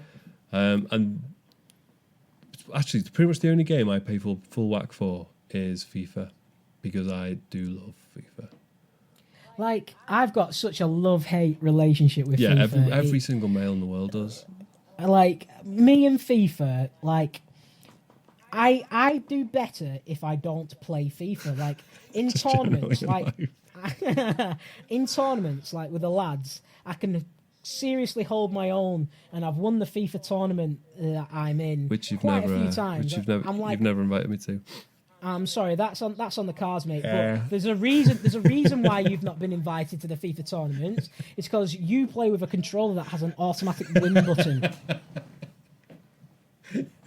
It's like a legend I like, but I can't live up to. I'm like scared to win it.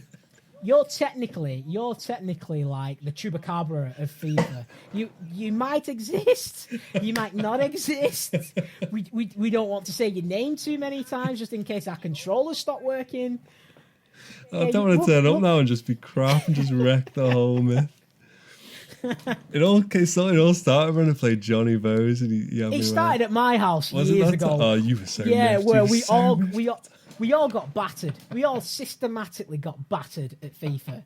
And it's like, we even started to play doubles. And there was a competition on who could be your doubles partner. There was like playoffs and who could get to play FIFA with James. But yeah, back to my love-hate relationship with FIFA is for the fact I can hold my own, but if I've got the game, there's not a more rage-inducing game which makes me want to break controllers and say naughty words. I've actually got a broken controller, literally broken, physically smashed controller from throwing it against the wall. Yeah, and I don't get that's not me as a general person. See, that's not me. I get mad and I get stressed, but I've never wanted to break my own property. I know how much things cost. It's like, you know what I mean? Like, I only buy something new if the old one's broken.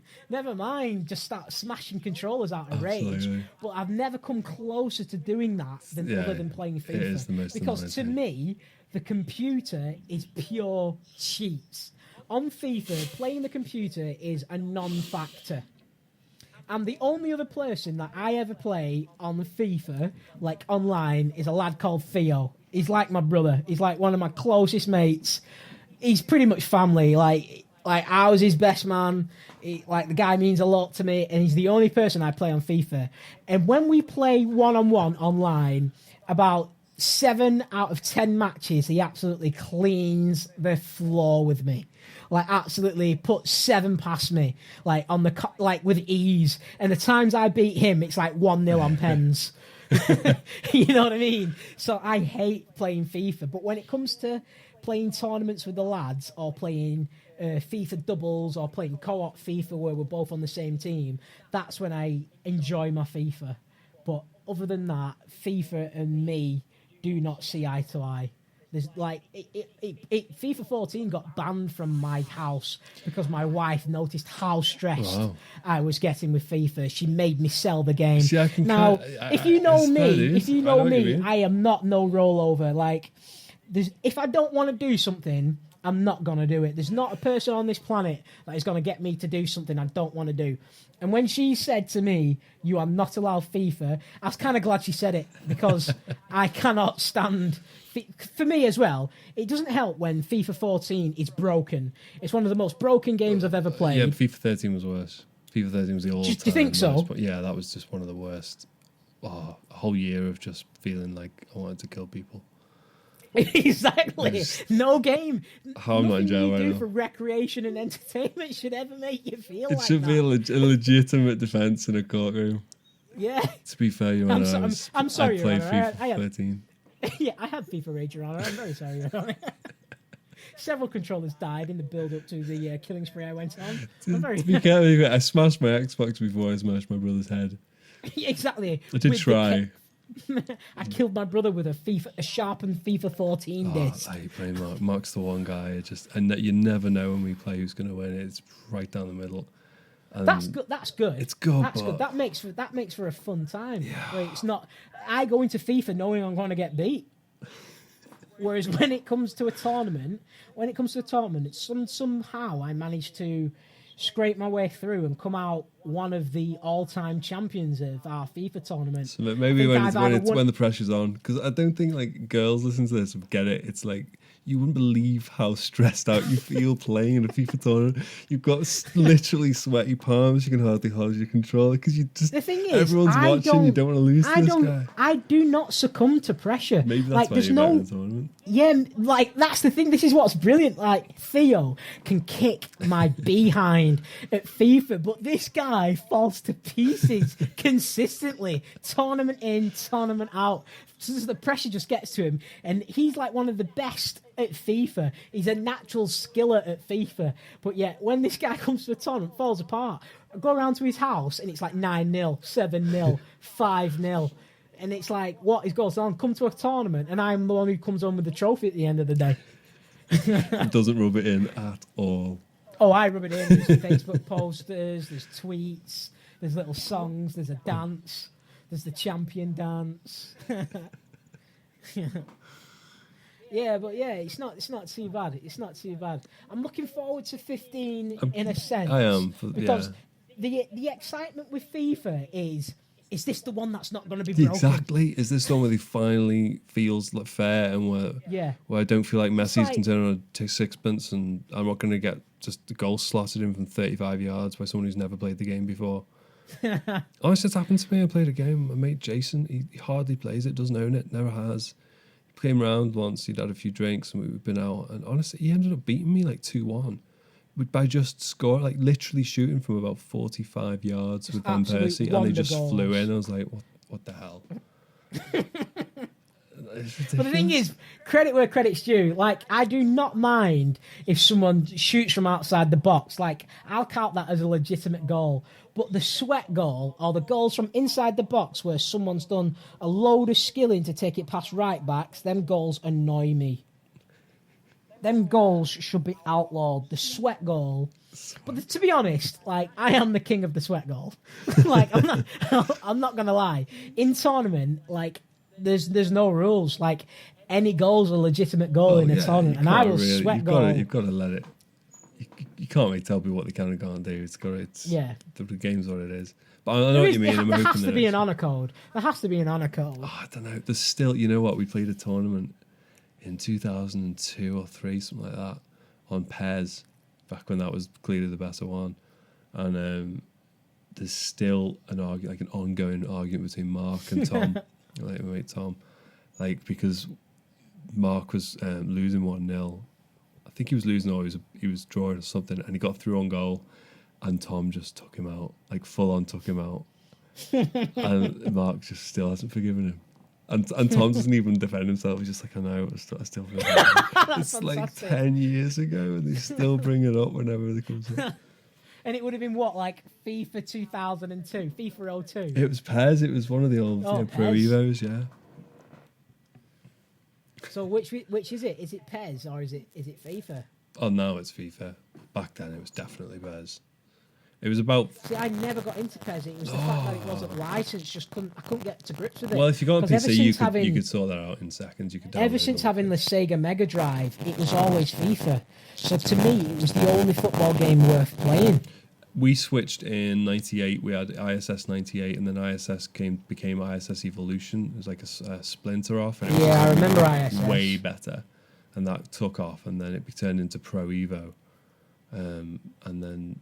That was just so much better than FIFA was back then. FIFA then was just all about skills and licenses. There was no substance to it. The ball didn't move right.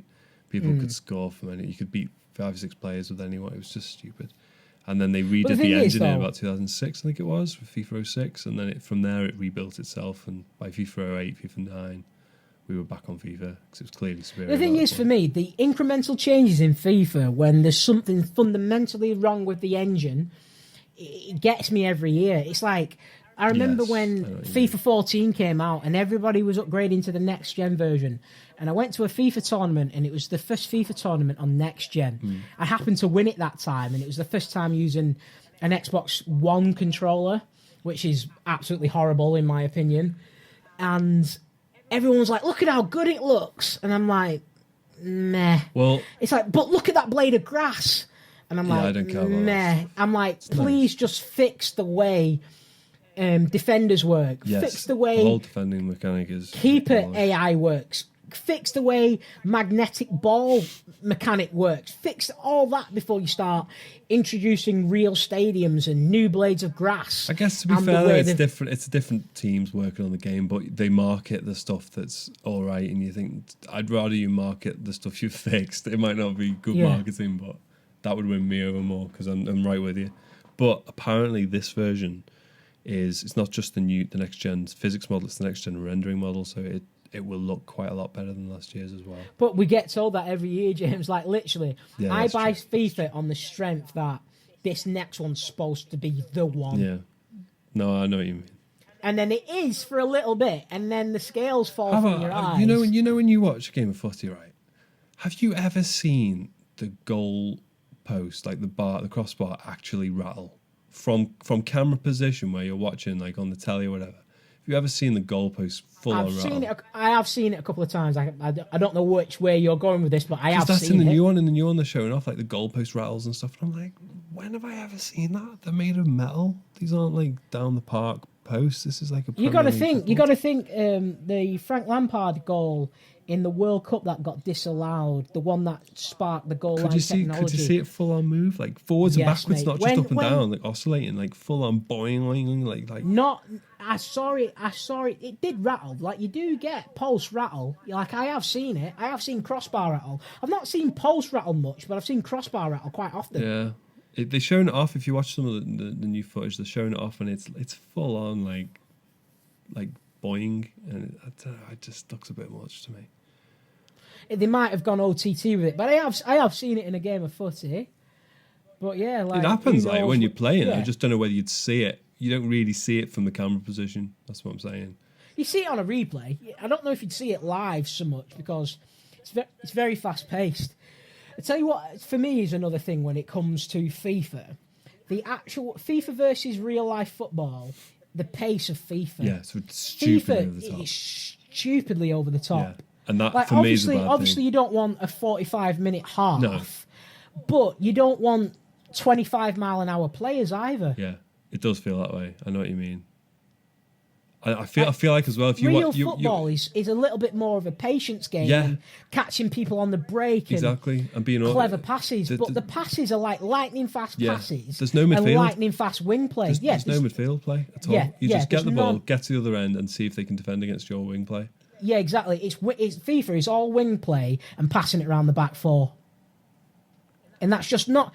I mean, the English game is wing play, but you still got so much of a midfield game. But you can't really play the midfield game in FIFA because you're just going to get two-man pressed or you're going to get slide tackled. Pressed every time. It's never bad. It's never badly timed. It's never... No. The defender's always in exactly the right positions. The offside trap is played to perfection.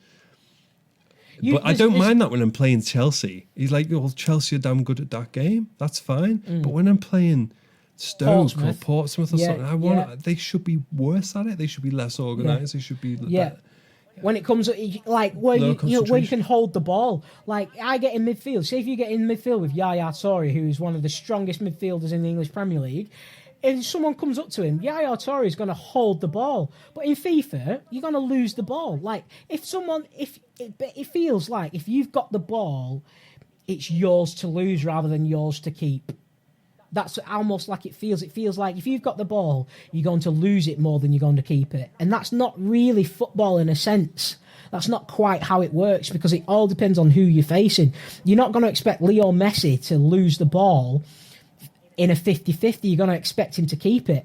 Whereas on FIFA, dispossessing you're going to lose the ball. Generally requires two people. Yeah, exactly. So you need to give him someone to run into, and then he can't get past that second guy. You don't very often get someone just take him on and beat him, get the ball off him. Exactly, but that's FIFA. Yeah.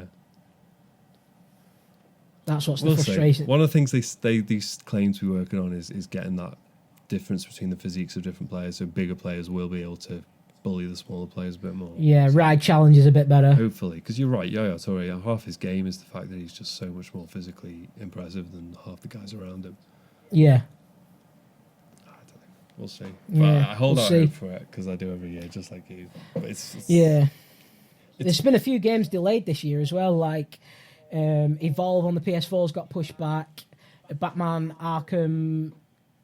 what's the new one called? Arkham Knight, that's got pushed back. Yes. Till 2015. The Division's got pushed back till next year as well. That's a disaster, really, because these guys are hoping to make Christmas sales, really. Falling back into New Year's pretty bad. The thing is that them games will sell. They'll still sell massively. But if anything, what it highlights is that they need to start... Developers need to stop letting publishers dictate what goes on. Developers obviously are needing more time to finish these games, hence why the delays are. But publishers are pushing to make money. You know what I mean? They're pushing for release dates. They're pushing for pre-orders, where what really needs to happen is developers need to say, listen, publisher, product's not going to be ready until X date. Yeah, we don't work in that industry, though. We don't know how hard that is to get. You would think they would try and aim to get the game out for, like, April and then let it fall back until October rather than try and get it out for October and then find themselves falling back into January when no one's buying any games.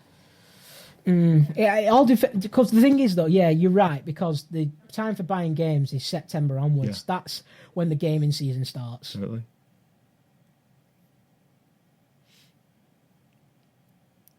So yeah. So we're gonna call the first podcast there then. Yeah, I think so. Yeah. There was one last thing I was going to mention to you about. You're not really a massive Star Trek or a big strategy game fan, are you? No, I'm not very good at the RTS genre. I struggle with it. Let's give it a go. Because there's a mod at the moment coming out I'm really excited about called Star Trek Armada 3, Call to Arms. It's a complete total conversion of, well, more or less total conversion of... Is it of Sins of the Solar Empire? Which is a pretty good game anyway. And they've done such a good job of it. I was checking out Sins of the Solar Empire Rebellion on Steam, and it's still full price. So stick it on your wish list, and if it comes down, just snap it up. It's a very good game. Yeah, I will do. Because we were talking about this the other day, and I sat there and I was looking. Oh yeah, I might as well get Sins of the Solar Empire. I'm thinking for this mod, so we can play Star Trek. Yeah. And I sat there thinking, considering I'm not that good at RTSs, I don't think I can part with £27. No, don't pay 27 quid. You'll pick it up well cheaper than that. Just wait for a sale and pick it up on the cheap, because that's a good one for that tours group to play, because we could get a couple of teams on the go, and it wouldn't matter that if you were still finding your feet or whatever, if it wasn't your kind of genre, you'd still enjoy it, because we could put you in the middle of an empire with two guys flanking you, and then you could support role. I would rather, to find my feet, I would rather go co-op. Yeah. And learn the ropes and not have to make every tactical decision by myself. Exactly. To get trounced. But it's more fun that way anyway. Yeah, I'm the same as you. Yeah, I definitely prefer a co-op game, prefer a team play. And if that's our whole methodology. Yeah, if we had 3-on-3 on that for me, that'd be pretty amazing. I'd be pretty happy with that. It's so well. I mean, we're gonna get some Splinter Cell gameplay up, which is a kind of our gaming bread and butter. That's our multiplayer of choice. So I can't wait for a game like The Division to come out. Yeah, Tom Clancy games and Splinter Cell games have some of the best co-op. I tell you what would be good to try and pick up if it's out on Steam would be Splinter Cell Conviction, because that had quite a good co-op. Did it? I can probably get it. I'll stick it on the thingamajig and get all of it. Yeah, that was quite good. Yeah, because we are pretty good at that. Yeah. As people will find out or not find out, they might think we're rubbish at it. Yeah. We're doing it on we're doing it on perfection and completing the levels in no time at all, so we must be all right at it. Yeah, not too bad. All right. All right then. Till next time. Yeah, sort your internet out. Sort your internet out, mate. Matt call drops with you tonight. Yeah, okay, shocking, it's fella. not been good. Shocking. Yeah, to be fair, I've got two brothers on Netflix at the same time. That's not too bad. Oh, the old mysterious brothers come out the woodwork again, do they? Yeah, those guys.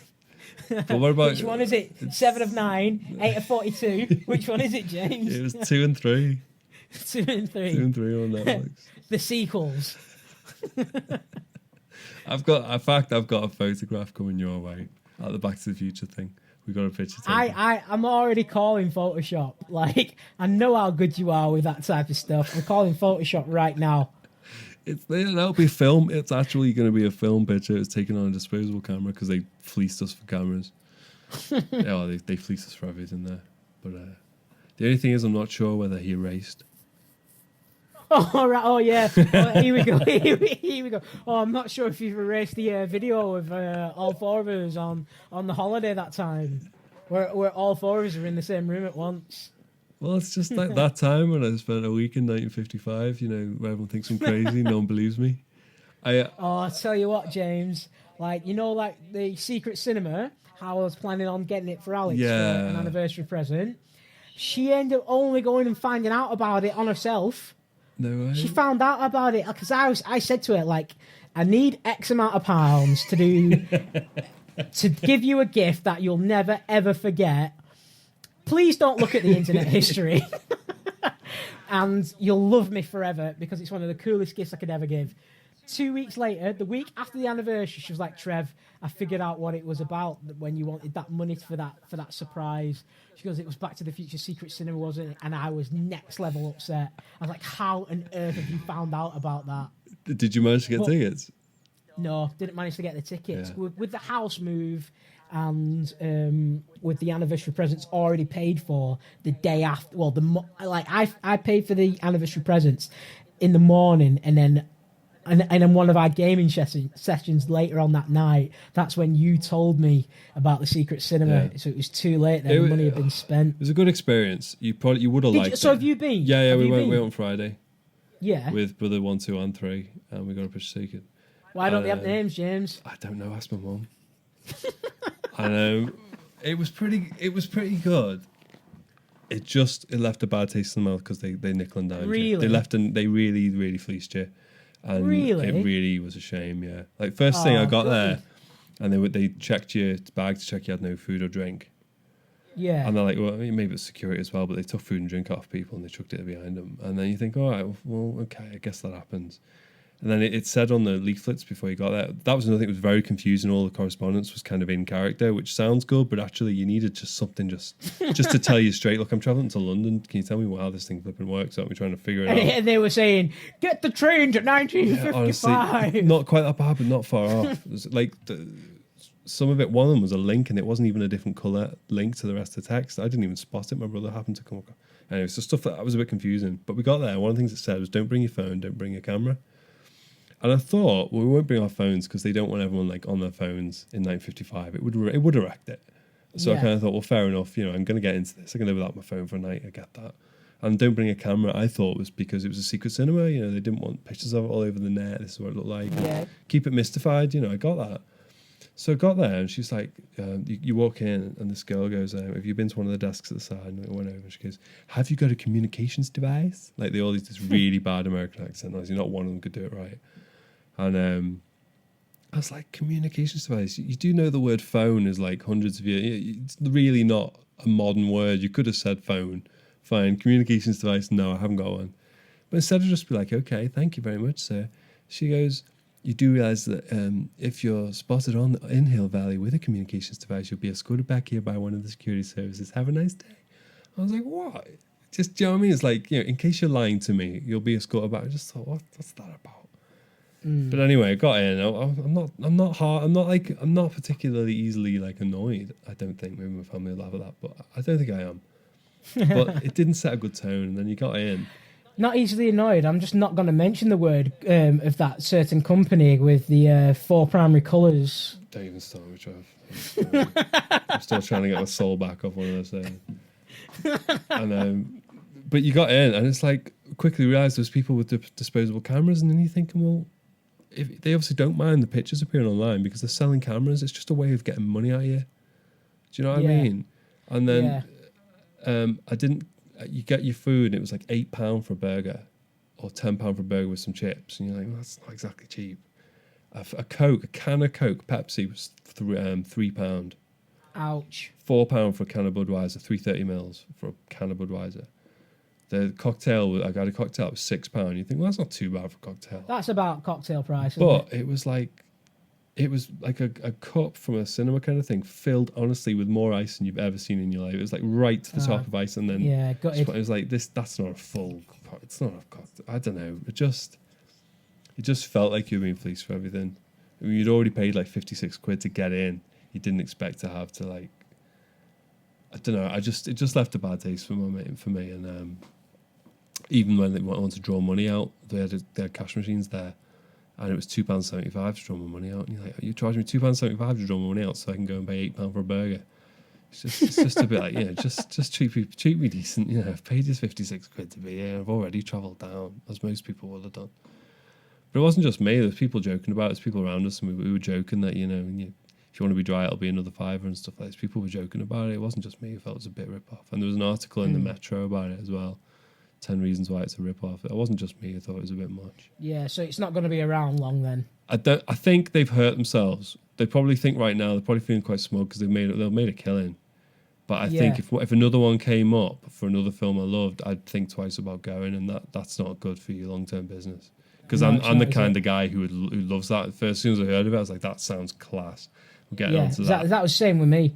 That was the same with me. But yeah, that would have left a bad taste in my mouth to be fleeced, to be a part of something that you love. But because the thing is, you get in at like 5, and the film's not on until like 10. I can't tell you exact timings because I didn't have my phone. But you're there for 5 hours. You've got to have a drink. You've got to have some food. You're a human being, so they know full well you're going to pay them at least a tenner. Yeah. Well, at least 11 quid. Even if I only had the burger and a can. That's 11 quid for a burger and a can. After having paid 56 quid to get in. So you know you're paying 67 quid just... At a minimum, yeah. That's a lot of money. For a film which is 30 years old. Do you know what I mean? It's like... Yeah. You know, just didn't need to be that expensive, I didn't think. No. But the actual experience was good. And sitting and watching. What character did you get? I got like a trainee apprentice mechanic guy. Oh, one of the mechanics. With the white wall tires. I've got a picture. I don't know how 50s look, if I'm honest. But we'll see. I'm pretty much just in jeans and a white t-shirt because I didn't know what would a mechanic wear to work. He wouldn't wear a shirt, would he? So I just had to wear a white t-shirt. Yeah. And I got like a. Did you put some oil stains? I thought about it. I didn't in the end. But I got like an oil stained rag in my jeans. So it looks a bit like I'm just chilling hanging out the back. Back pocket. Exactly. Yeah. So Good. We'll see how the picture shows out. You never know. I was saying to Alex, I said, if we do Secret Cinema Back to the Future, the only character I'm going to get is Mayor Goldie Wilson.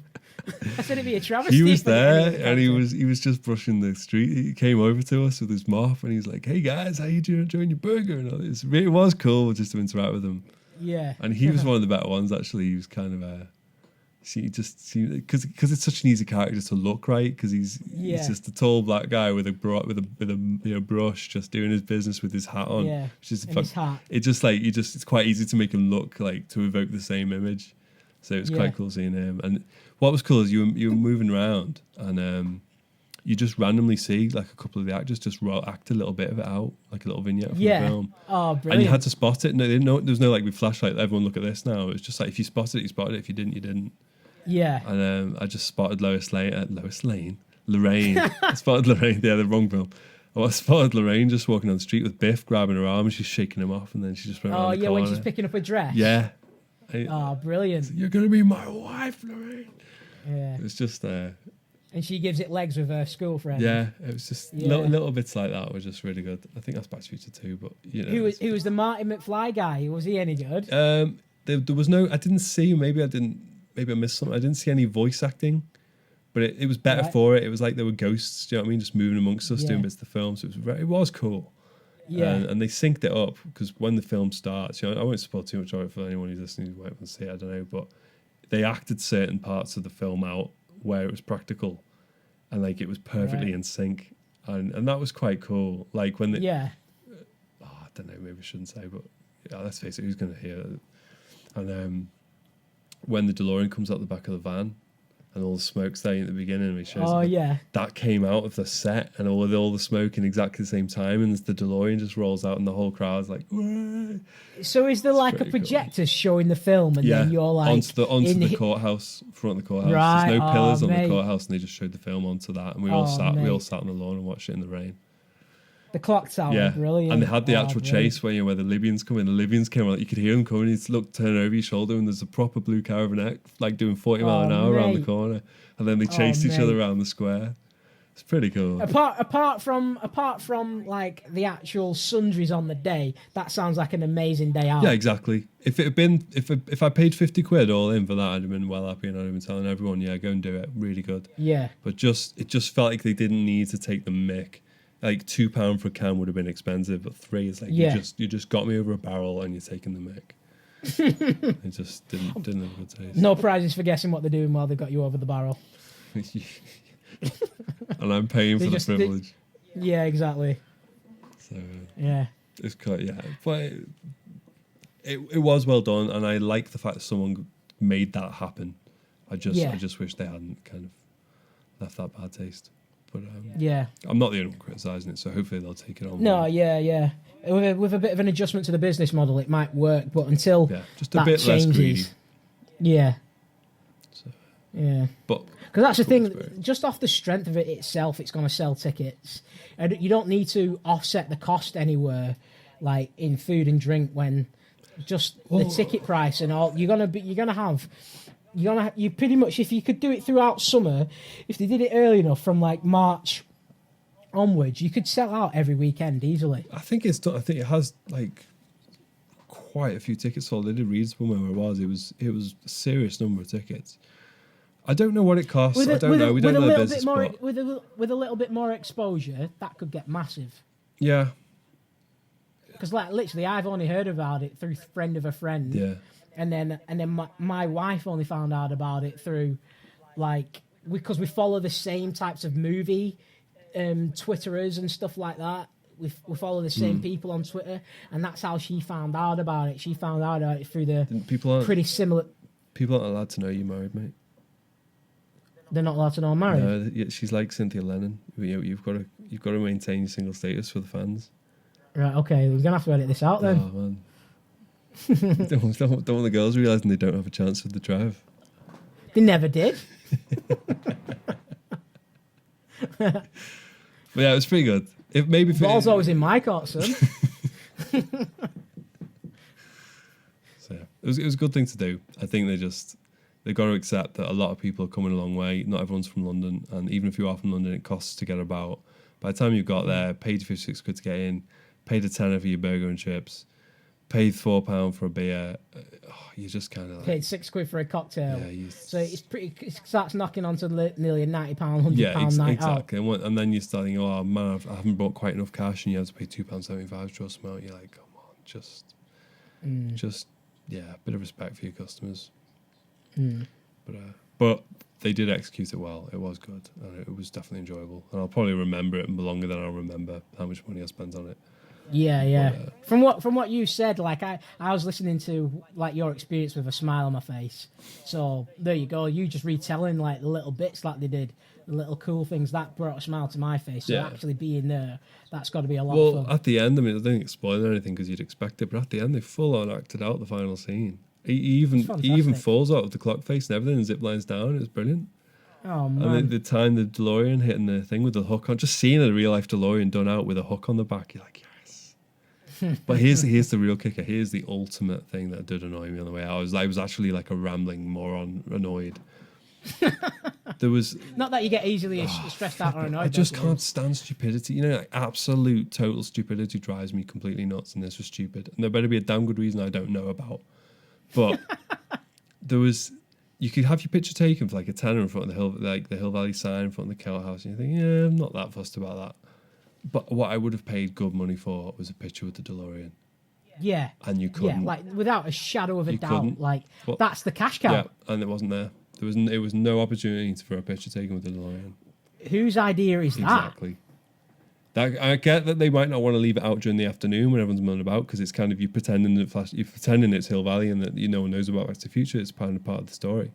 But on your way out, they could have made a killing. Everyone would have paid 10, 15 quid for that picture. I would have paid 20 quid for I probably a picture would have done. If you got me there and you had me over a barrel, I probably would have gone, okay, go on. Yeah. Me just legs crossed at the ankles, leaning on the bonnet of a DeLorean, arms crossed, just looking cool. Just exactly. Hell yeah, that is my profile picture forever. Wearing a life preserver jacket, definitely. They could just have one That's there. the thing. That would have been my profile picture forever, for all time. Exactly. Like it's things like that. Literally, I have a phrase. It's shut up and take the money.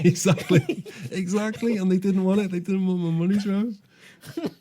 Well, they did, but I mean, I'd have gone back to the cash machine and paid another $2.75 just so that I could have given them their 20 quid. They wanted your money so you could have another 7-Up, mate. Like a Pepsi free on your way out while you're eating your cornflakes at Hill Valley Diner. I couldn't believe it. So, like, I mean, I'm a photographer, so I know how you could do it. I read a story once about this photographer and he went to Disney. This is getting long, isn't it? Sorry. He went to Disney and he took a picture with this kid and he couldn't believe how good the picture was. He's like, this is ridiculous. Like, how have they lit this? It was just a grimy little part of the, theme park. How was it so good? And he went back again to find out. It was really annoying him. It's like, he was a photographer. He knew all about lighting. And what he found was that the whole lighting setup was hidden in the set. It was a really quite sophisticated lighting setup so that from when you stood someone on one mark and you took the picture from the same place, it would always look great because you knew where they were going to stand and you knew all the other variables, so you just had to press some pleb just had to press a button and they'd get a great picture. They could have had that set up. They could have had the DeLorean set up. They had the sign, the big I can never remember. Lion Estates sign. That was there in real near enough life size. That was pretty cool. That's what we got a picture taken in front of. If they'd had the car in front of that with a few lights set up on stands, you could see the lights. It still would have been cool. Like they were dead bright. Just like a bit of a Twin Pines Mall setup type of thing. Anything, and just had those lights on stands. They wouldn't have even had to hide them. Just have it so it's like a set picture, and just shining right on the car, nice and bright. Oh man, like right now, I want that picture. Exactly. I want that picture. Couldn't get it. Couldn't have the picture. Mate. Couldn't believe it. That's wounding. That that's wounding. So, yeah, I I couldn't believe it. I was walking out. I was just So that's Secret Cinema. that's Secret Back Cinema. to the Future. I hope they learn their lessons, because what they try and do is cool. It's larger than life. It was a good experience, but they got to just tone down the rip off. There's no need for it. But all in all, a fantastic day out. Yeah, pretty good. I can't wait to maybe experience something like that as well. That'd be pretty cool. Again, like if ever like a Star Wars version of that comes out, you don't even realise how much of my PIN number I will give these people. They can have the first 3 digits. I'll keep the last digit for when they say, get your picture of flying an X-Wing down the Death Star trench. Like, right, there's the last PIN number digit. There's the last digit. You'd get there, you'd pay you £3 for your Coke, and then there'd be no Death Star at the end. You'd walk out like, well, I can't get a picture of a Death Star. Death Star, X-Fighter. Yeah.